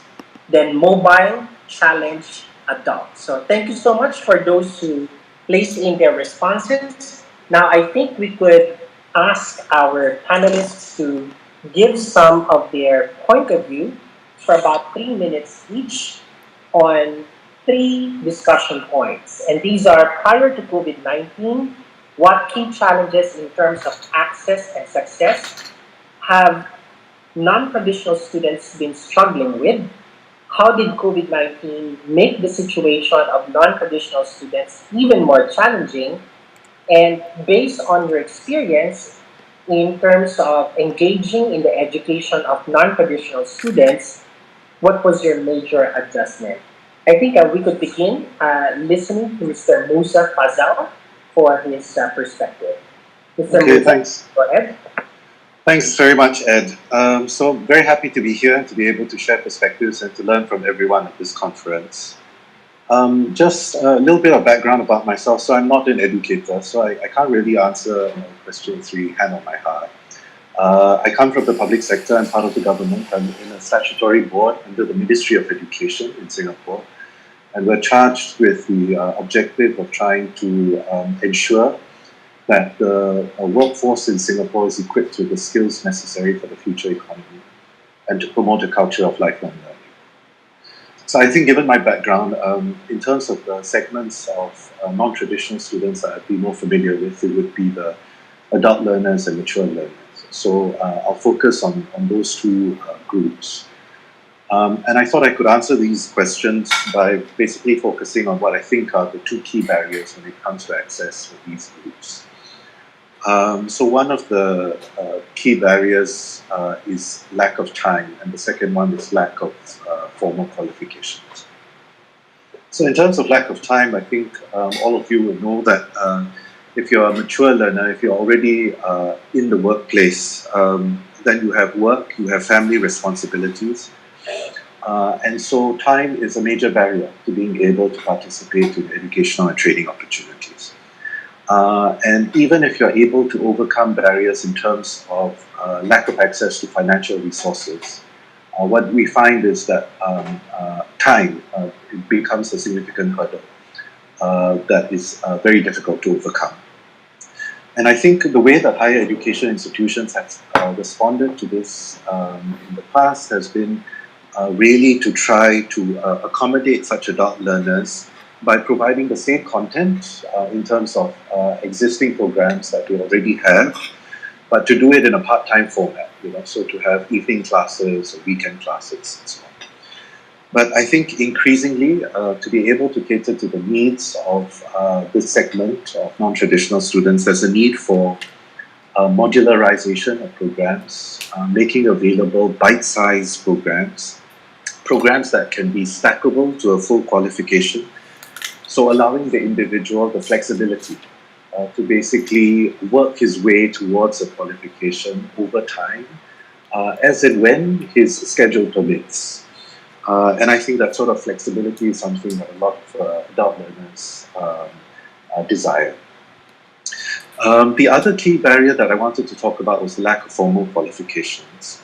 So I think many adult learners may not have acquired the necessary formal qualifications during their days when they were going through school to allow them to now pursue higher education.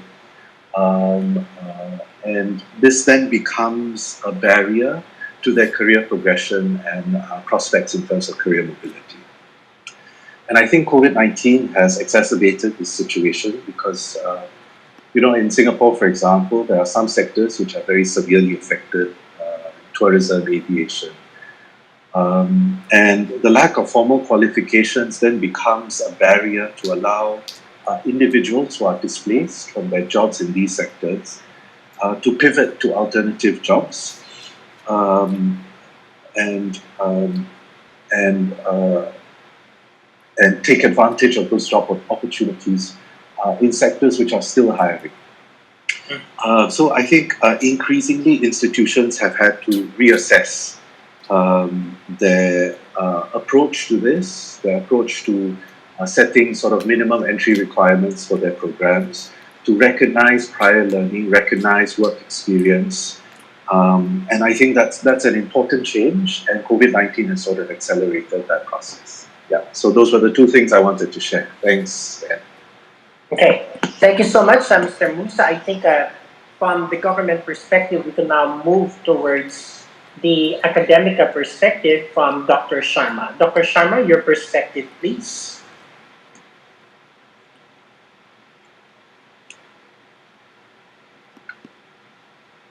Dr. Sharma?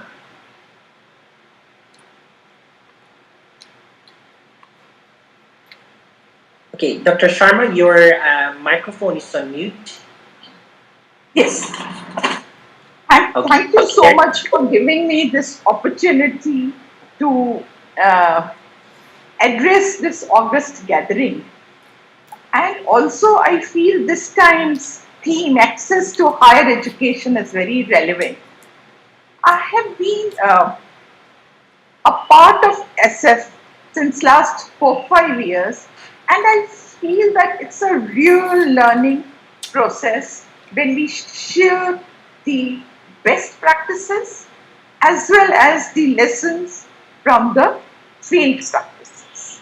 Today in the morning, I realized when they were talking of CMEO about how the Southeast Asian countries have got together and are doing quite a lot about Southeast Asia. I was wondering, could it be with South Asia also, or some sort of an Asian cooperation on higher education? I felt it was really a good idea. Now, regarding your first question as to whom do we think come under this category, I feel in terms of India it is very difficult to say, because we have diversity, rich diversity in terms of culture, we have around 200 languages, out of which 20 are official, more than 20 are official languages. Diversity in terms of caste, class, region, and religion. We have a very large population, but we enjoy the demographic dividend. This demographic dividend we cannot enjoy till we take care of all our youngsters, especially the non-traditional students. Now, I was trying to identify in terms of India in particular, also South Asia, who are the ones who can be categorized in this category. It is those who belong to social, economically disadvantaged background, those who do not have a high school diploma, they are working full-time or part-time on a small salary, they have a large family, they go for part-time courses, and they are around the age of 25. Now, during COVID, I would like to say it's not only the formal or, it's not only the non-traditional or informal students who are suffering. Being from a premier educational institution, I can share it with you that even in the formal education system, our students are really suffering because of the digital divide. Another problem which I would like to highlight in context of India is the large migration from bigger cities to smaller cities or to the villages. Now, how are we tackling this? We have had a number of programs which have been initiated by the government. Would you like me to name some of them? Okay, Dr. Sharma, perhaps some of them, that would be appreciated. Just 2-3. That is called as Garib Kalyan Rozgar Abhiyan, which is the opportunities for the migrant villagers who have returned back to their villages. Because there is a large scale migration in India. Then we also have separate ones for northeastern states. Then there is also a blended teaching sort of a thing, blending between teachers and the technology, and online teaching programs, not only for the schools, but also for the colleges. There are portals which have been developed. Thank you. Thank you, Dr. Sharma. Now we move on to Yosia for his inputs. Right, thank you, Mr. Ed. I'm very happy to be among all the excellent speakers and also participants during this event. I'll try to speak briefly based on the questions before. So prior to COVID-19, the key challenges of the non-traditional students, in my perspective, and based on the working area or environment that I have, is I sum it as the enabling environment, I suppose. It's the non-traditional students within the traditional system where there is a mismatch between the needs or the characteristic of non-traditional students to be pushed to follow the traditional education system.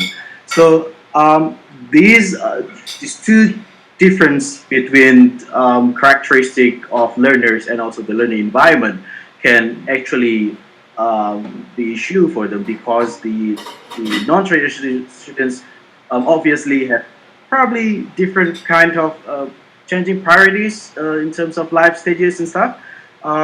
So therefore, traditional education system might not be able to provide what they really need.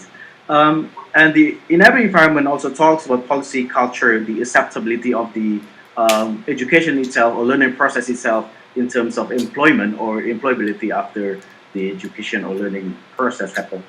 And obviously, non-traditional students, we also face an issue on financing on their educations or the learning because of other priorities that might remain in their journey of life.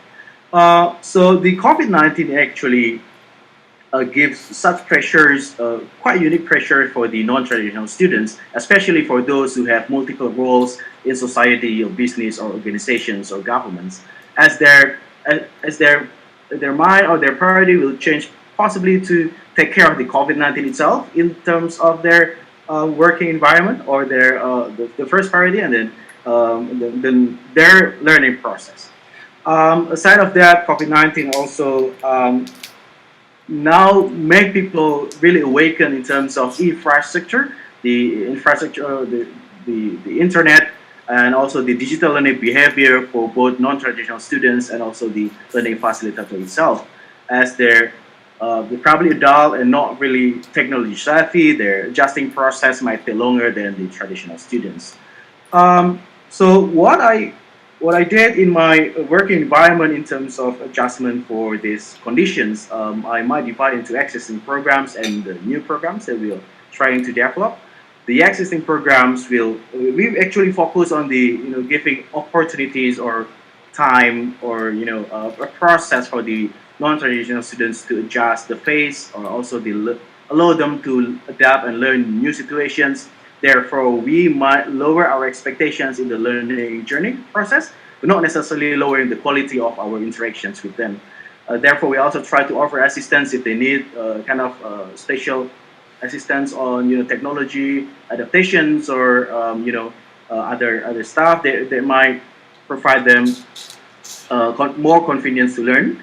And also for existing program, we also try to contextualize the learning materials that we have into the current conditions so that it's more strongly connected with their situations. For the new programs, we try to redesign the methods of delivery. Previously, we also consider offline methods delivery, but we try to be more online with, of course, certain process of scaffolding, if you may say, to help the non-traditional students to learn at ease in the new environment.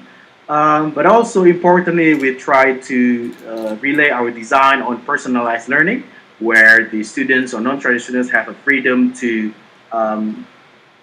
create learning more meaningful for them, more personalized for them. So we will probably provide more kind of open-ended discussions or discourse so that it can be more contextual. Therefore, the sense of ownership will be higher. We also obviously opportunities to apply collaborative in new ways with the group, virtual group discussions and stuff to ensure that they don't feel lonely during the learning process. Thank you. Excellent points, and I think most of our speakers were able to already articulate some items related to the design and delivery of learning opportunities for non-traditional students. See, in the literature of non-traditional students' education, we can focus on reskilling, cross-skilling, and upskilling. Let's just ask briefly, in the interest of time, our distinguished panelists, which of these three would you think will provide more or should be the focus of provisions for non-traditional students in the COVID-19 pandemic? Is it more of reskilling, cross-skilling, or upskilling? Mindful of the fact that eventually our students will need to be employable. Let's begin probably with Dr. Sharma, followed by Mr. Musa, and then Mr. Yosia. Dr. Sharma, your quick perspective, please.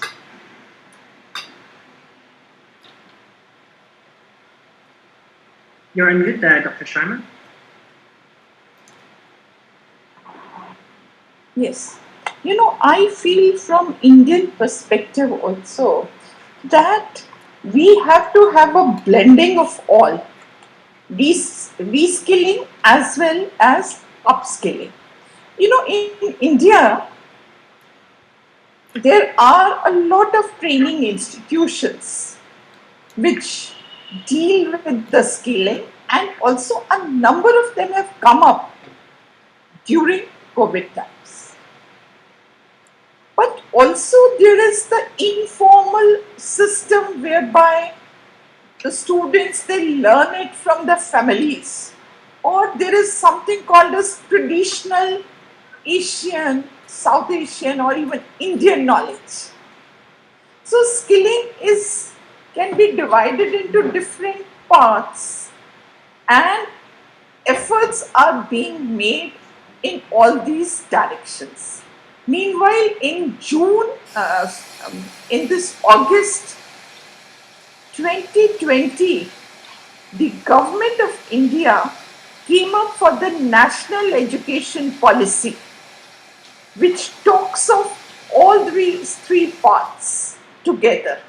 And this policy has come up after 34 years, which makes skilling a part of the national education. It is not only available in informal schools, open distance learning, it's also in the schools, and special efforts are being made to adjust maximum number of students in this, to make education more equitable and accessible to the youngsters.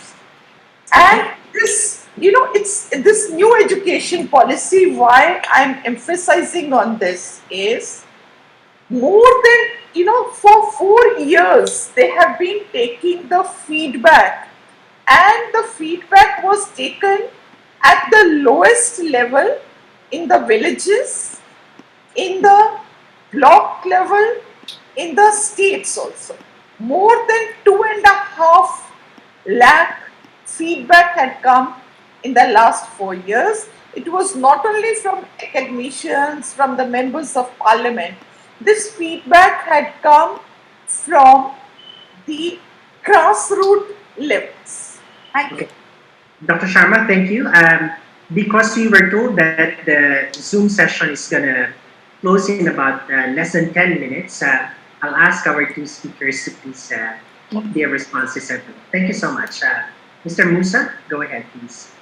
Hi, Ed. So I think my perspective is probably, I tend to agree with Dr. Sharma that all three are important, but I would say probably reskilling and cross-skilling at this point in time. Partly because I think there are some jobs that are just going to be lost, and people will need to pivot into new types of jobs. So there'll be a need for people to relearn new skills. And for some jobs which are not going to be lost, I think what the COVID-19 disruption has done is it's accelerated the change in how those job roles are being performed in terms of the tasks that are involved in specific job roles, and that will require people to cross-skill, to learn new skills outside of their existing responsibilities. Thanks.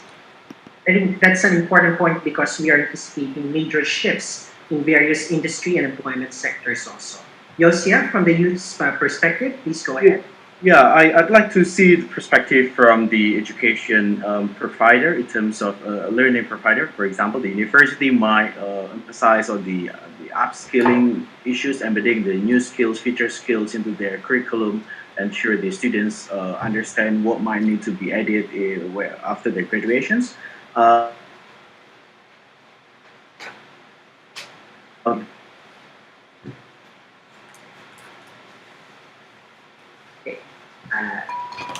Yosia, I think you're breaking up.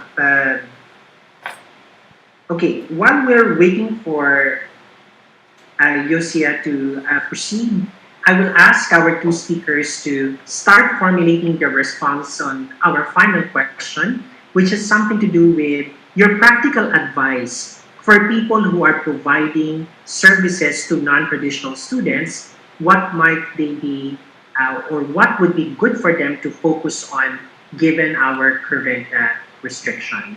So this time I'm going to go back to Dr. Sharma to give her inputs to this. Dr. Sharma, any practical advice to service providers of non-traditional students? You're on mute, Dr. Sharma. Please unmute your microphone. How much time? 2 minutes? Perhaps a minute and 30 seconds, Professor. I'm sorry about the limitation. No, that's okay. That's okay. Number one is we will ask them to be patient. Two, expectations should not be very high. Third, what we are doing is maximum digitization and work from home. In India, there has been a lockdown for formal students also from March onwards. Thank you. Okay, thank you. And then quickly, Professor Musa, and I think we have lost Yosia at this point. Go ahead, Professor Musa. Thanks, Ed. So I think quite a lot has been talked about in terms of how COVID has accelerated the transition to online learning, including forms of blended learning. So I won't belabor the points. I think that's an important transition in terms of how we deliver, how higher education institutions deliver their programs. And I think there are a lot of challenges in that transition. So it's not just a matter of converting content into an online learning format. There's a lot of skill involved in trying to deliver that content in a way that maintains the interactivity, keeps the classroom dynamic, and so on. So I think a lot of service providers in delivering such programs will need to think carefully about how they're going to go about addressing some of those challenges. There are also challenges associated with the digital divide, which I think has been brought up by Dr. Shanita during the keynote speeches, Dr. Sharma as well. And I think for the digital divide, there are two types of divides. There's an income divide and there's an age divide. And I think for a lot of mature learners, actually, it's quite challenging to fully embrace online learning, and they might need some additional help to be able to make use of the tools that are necessary to fully take advantage of the digital classroom. So I think that's something that, again, higher education institutions will need to think about. And I guess the last point that I wanted to raise, which I thought, higher education institutions might need to bear in mind when working with adult learners, is that adult learners are a lot more task-oriented. And Yosia referred to this, right? So he referred to this idea about non-traditional students having different needs, different attitudes to learning, and how does the higher education system adapt to that. I think for a lot of adult learners, they want to see the practical benefits of their education and training. So faculty need to be in touch with industry developments and reality on the ground. The content needs to be a lot more practical and applied. It can't be too theoretical. And one of the feedback that we often hear is that sometimes faculty in higher education institutions find it challenging to teach adult learners because their students know more about what's happening in the industry than they do. But the best faculty, I think, try to use this to their advantage. They encourage the sharing of experiences. They encourage learning amongst peers. And I think the best institutions have also developed strong partnerships with the industry, so they can offer students opportunities to develop practical and applied skills, project work with specific companies, structured on-the-job training opportunities as part of their overall holistic education. Thanks. I'm glad that Mr. Musa has given us a kind of spectrum of options that higher education institutions can choose from, given our situation. And I think this actually communicates the fact that the education of non-traditional students is moving away from the concept merely of lifelong learning to life-wide learning, where there's a variety of options, digital or otherwise, personal or non-formal, informal, family-based, and even industry-based. We'd like to thank once again our resource persons, despite the shortness of this session. Thank you so much for your wonderful inputs. We shall now return to our main meeting room. Thank you so much once again. Thank you.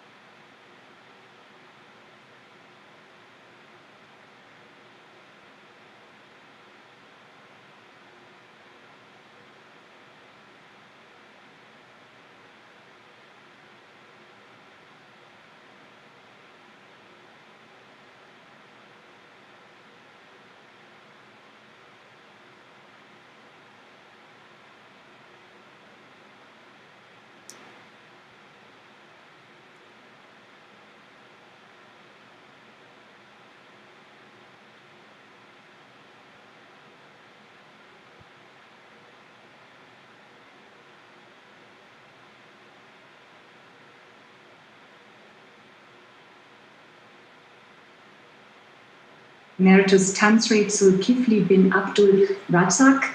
He is best known in the education community as Professor Jewel. Jewel, I hope you are here today with us already. And yes, wonderful. Thank you so much. My pleasure. Professor Jewel is the rector of the International Islamic University in Malaysia. And you have been our Vice Chancellor of the university from 2000 to 2011. We got to know you when you were still the president of the International Association of Universities, which is a UNESCO-affiliated organization, and very much in line also with what we are doing, promoting internationalization, promoting sustainability, and the Agenda 2030. You have been the first Asian recipient of the prestigious 2017 Gilbert Medal, which recognizes your outstanding achievements in internationalization. You are a fellow of the Academy of Sciences Malaysia, the World Academy of Art and Sciences, and the World Academy of Islamic Management. And I can continue, Jewel, to with you and present your credentials, but I invite participants to read your bio later and also see more what kind of work you have been doing.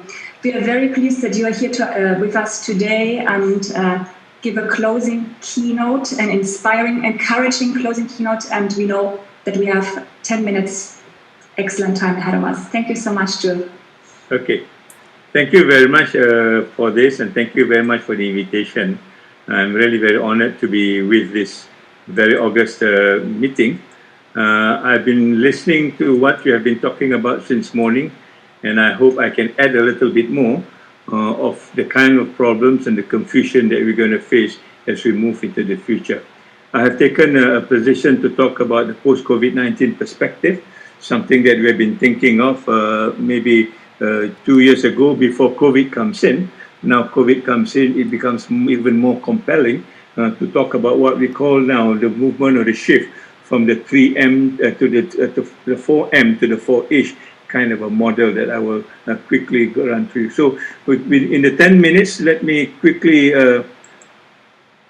articulate some of the issues that we have been talking about. I'm sure we've been talking about the question of access and success, and given the kind of crisis that we've got, be it locally, institutionally, regionally, nationally, and also the global kind of issue that all of us are now facing given the COVID-19.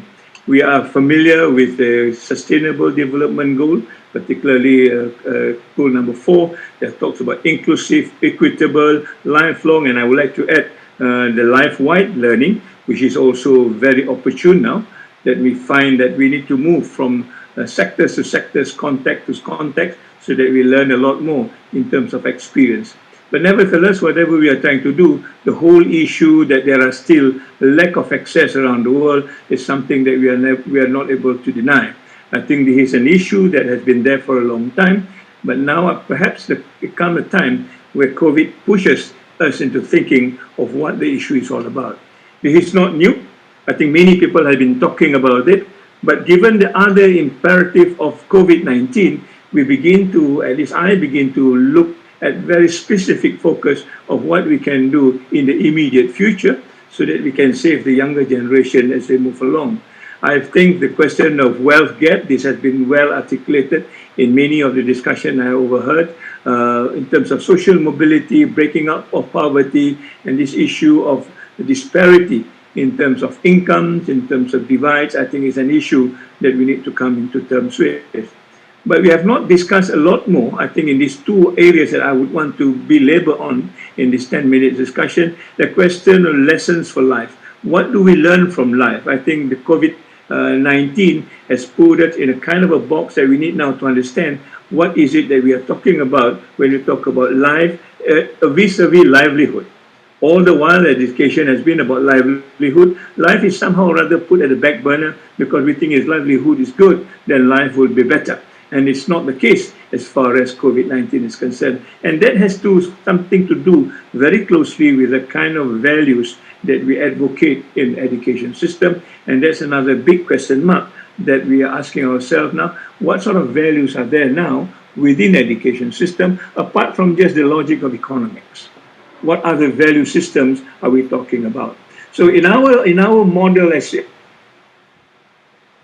well, we begin to see and understand this level of access, given the kind of structure of education is almost factory-like, whether we like it or not. The people that comes out are very meant for these three things of employment, innovation, and high tech, which we summarize at the end of the day, manpower, mind, and machine, which is basically for market. The market will employ them, and these are almost all about livelihood. So the 4 M's for us is basically now, as we look at it, very much technological based. Everybody, I think, in this seminar, even other seminars, are talking about technology, online learning, and so on and so forth, which is not wrong, but I think we are missing some points here. There's a book called the Fourth Education Revolution that talks about the factory model of education has failed to conquer the enduring problems of inequity and unfairness, which I read about inaccessibility. If this conference is about accessibility, then I think we need to look back and see whether the kind of education system that we provide in the post-industrial way is basically something that we want to continue. So technology, while it is important, we have lost what I call a sets of values. We are talking about KPIs, we are talking about ranking, we are talking about exams, we are talking about all the tangibles that is supposed to be important. But as we can see, when the COVID comes in, these numbers becomes unimportant anymore. Schools close down, factory close down, the numbers becomes nonsensical to a certain extent, and everybody is looking at how do we now manage COVID without even using technology in the first place. We talk about cleanliness, we talk about distancing, we talk about anything, but not in the crafted in the way that high tech used to make us think. So I begin to believe that there are other things that we need to think about and other things that we need to teach that we have basically lost. And this is what I want to call what I call not just disruptive education. Disruptive education, normally people talk about technology. I'm going to add the word bio there. Bio means how do we disrupt ourselves as students, as teachers, as learners, to make sure that we are well into this new kind of education system so that access can be better understood and better way. So if I were to say what is this 4H that we are talking about, it's a movement between manpower to humanity. We are not able to talk about just our country, our institution, our region, but we need to talk about humanity as a whole. This is something that is happening today. We are not able to eliminate COVID-19 until we talk about humanity as a group of persons who actually goes and have social solidarity to fight this. We are not able to talk about COVID without talking about feelings, question of heart, right? We are not able to talk about just high tech, but we also need to talk about high touch. What do I mean by this? Actually, we are going to talk about how do we organize life? How do we students through education system organize life so that life becomes more intimately linked with us rather than just livelihood. So we need to move from technology-based entirely to what I call societal-based. And that societal-based is something that I would want to talk about, the kind of values that is ingrained into the society that we're in. We need to learn about the values of sympathy. If you want to talk about humanity, you must learn how to sympathize. Otherwise, you will not understand what humanity is all about. Some of the problems, at least, are very far away, and we are not able to understand it if we don't understand sympathy. We do not understand what we need to do until we also learn to empathize, where we can do and work and give our sort of contribution to society. Poverty, for example, we are not able to learn about poverty in our classroom or in the air-conditioned room or just by reading books. You need to go and engage yourself with the poor and really understand what poverty is all about, and that's where the value of education becomes more enhanced. And we also need to learn about compassion in the way that we do not care who is involved, but it becomes our duty to help and to lift up everybody who needs our help in the context of education or anything like that. So in other words, we begin to define what humanizing life is all about, and we are talking about values vis-a-vis value when we talk about the marketplace. And therefore, I think To improve access, we must begin to talk about value-based education. And the value-based education would tell us that we need now to transform the education system away from just technology, but to infuse the value system or to blend it together so that it has more meaning when you talk about technology vis-a-vis the value that we want to promote, and hence bring back the soul into education, the question of resilience, the question of coping, the question of understanding and building intercultural sort of dialogue between people as part and parcel of education. And therefore, when we talk about this, we begin to understand with sets of values, we already begin to understand that we can push away COVID without use of technology in a very intense way. There's no vaccine until now, but many parts of the world, except maybe a few in the West, are able to contain this. Singapore is a good example. Korea, Japan, many of the Far Eastern countries have good example of how we contained it. In other words, we're able to flatten the curve, as it were.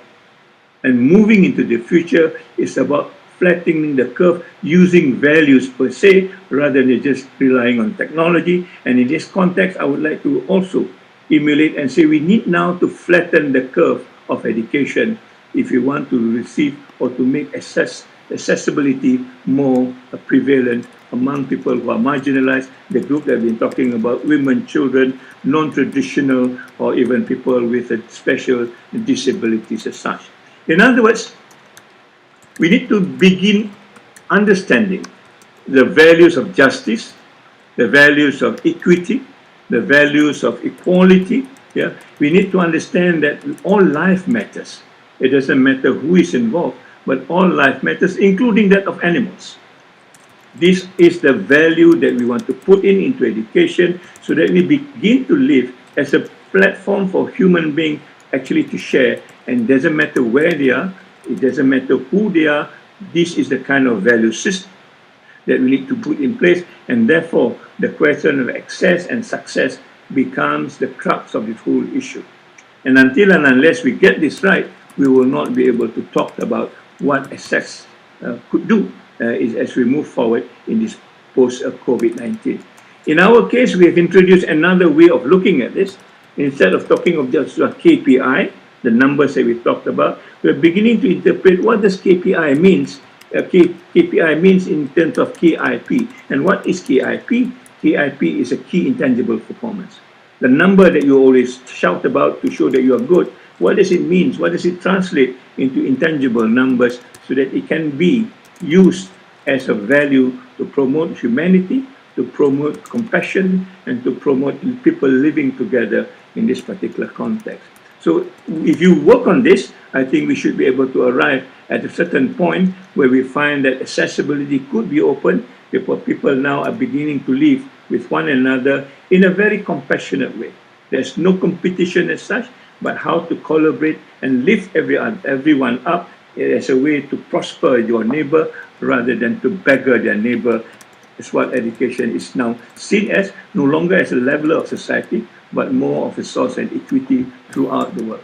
That, I think, is the way to do it, and I think the way to do it is to put education back into the societal sort of base values rather than just looking at technology. While technology is important, but I don't think it is panacea to solve issues of access with success at the same time. So I think my 10 minutes up. I would like to thank you for this. And if there's any question, if we can discuss, I would be happy to do so. So thank you very much, Liana, for the invitation and for this opportunity.